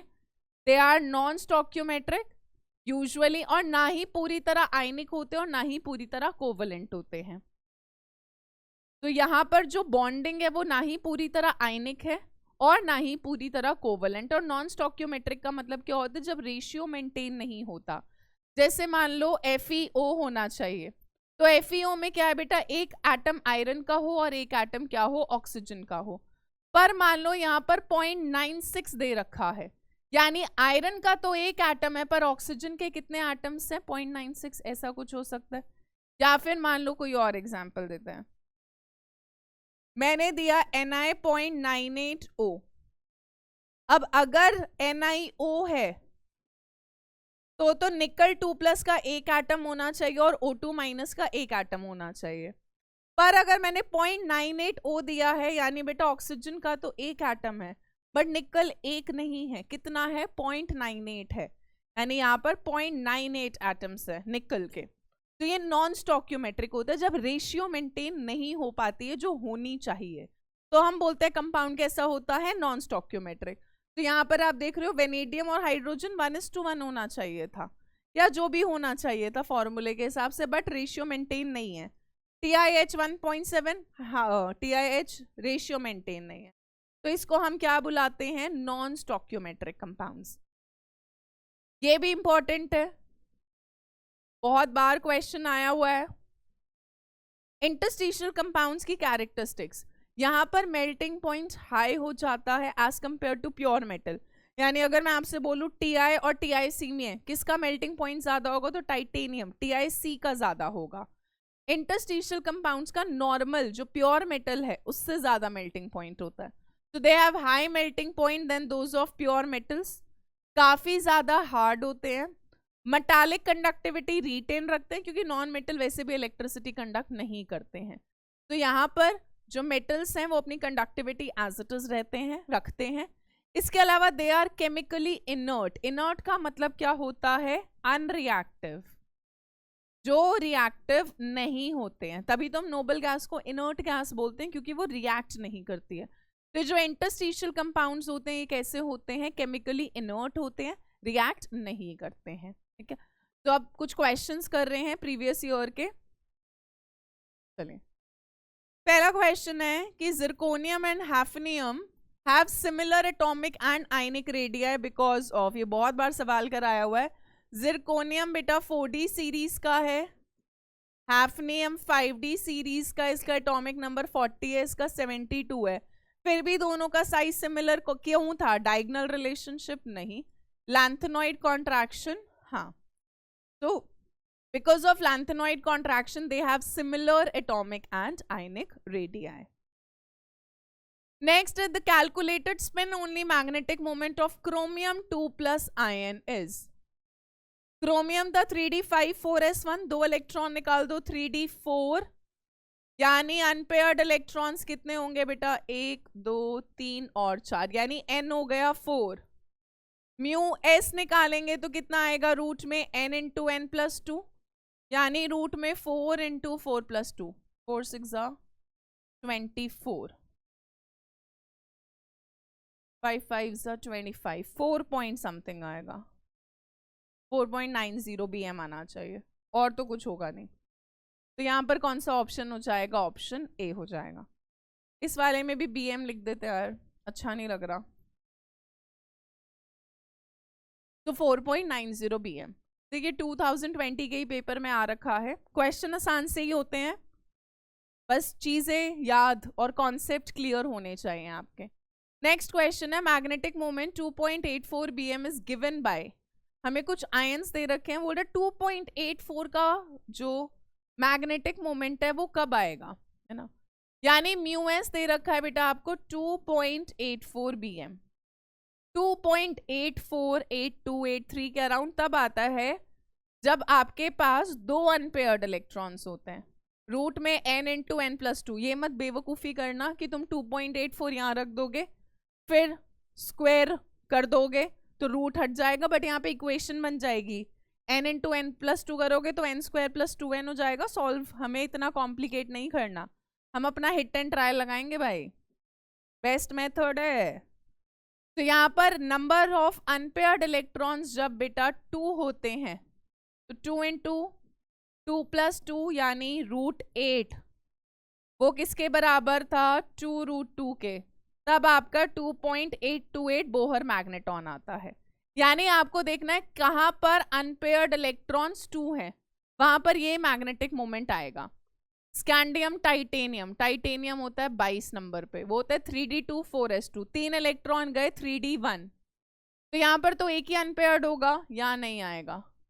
क्रोमियम 2 प्लस तो हमने अभी करा था बेटा 3d4, यहाँ पे 4 अनपेयर्ड इलेक्ट्रॉन्स होंगे तो यहाँ भी नहीं होगा। कोबाल्ट 2 प्लस होगा 3d7 4s2, 2 निकल गए 3d7। 3d7 अगर मैं बनाकर दिखाऊं आपको, 1 2 3 4 5 6 7, यहाँ 3 अनपेयर्ड इलेक्ट्रॉन होंगे, ये भी नहीं होगा। निकल 2 प्लस होता है बेटा 3d8, 1 2 3 4 5 6 7 8, यहाँ n2 होगा, 2 अनपेयर्ड इलेक्ट्रॉन्स होंगे। आंसर क्या हो जाएगा आपका? ऑप्शन डी हो जाएगा।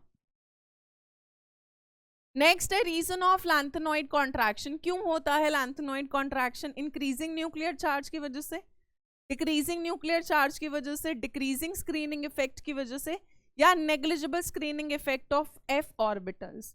तो f की वजह से हो रहा था। लैंथेनॉइड कॉन्ट्रैक्शन किसकी वजह से हो रहा था? Because of the poor screening effect of 4f electrons, है ना। 4f के ऑर्बिटल में जो इलेक्ट्रॉन्स हैं, क्योंकि वो पुअर दीवार की तरह, पुअर स्क्रीनर की तरह एक्ट करते हैं, न्यूक्लियस वैलेंस इलेक्ट्रॉन को क्या कर लेता है? अट्रैक्ट कर लेता है। साइज बढ़ने की बजाय कांस्टेंट या थोड़ा सा डिक्रीज हो जाता है। नेक्स्ट क्वेश्चन है, which of the following statements about the interstitial compounds is incorrect पूछ रहा है।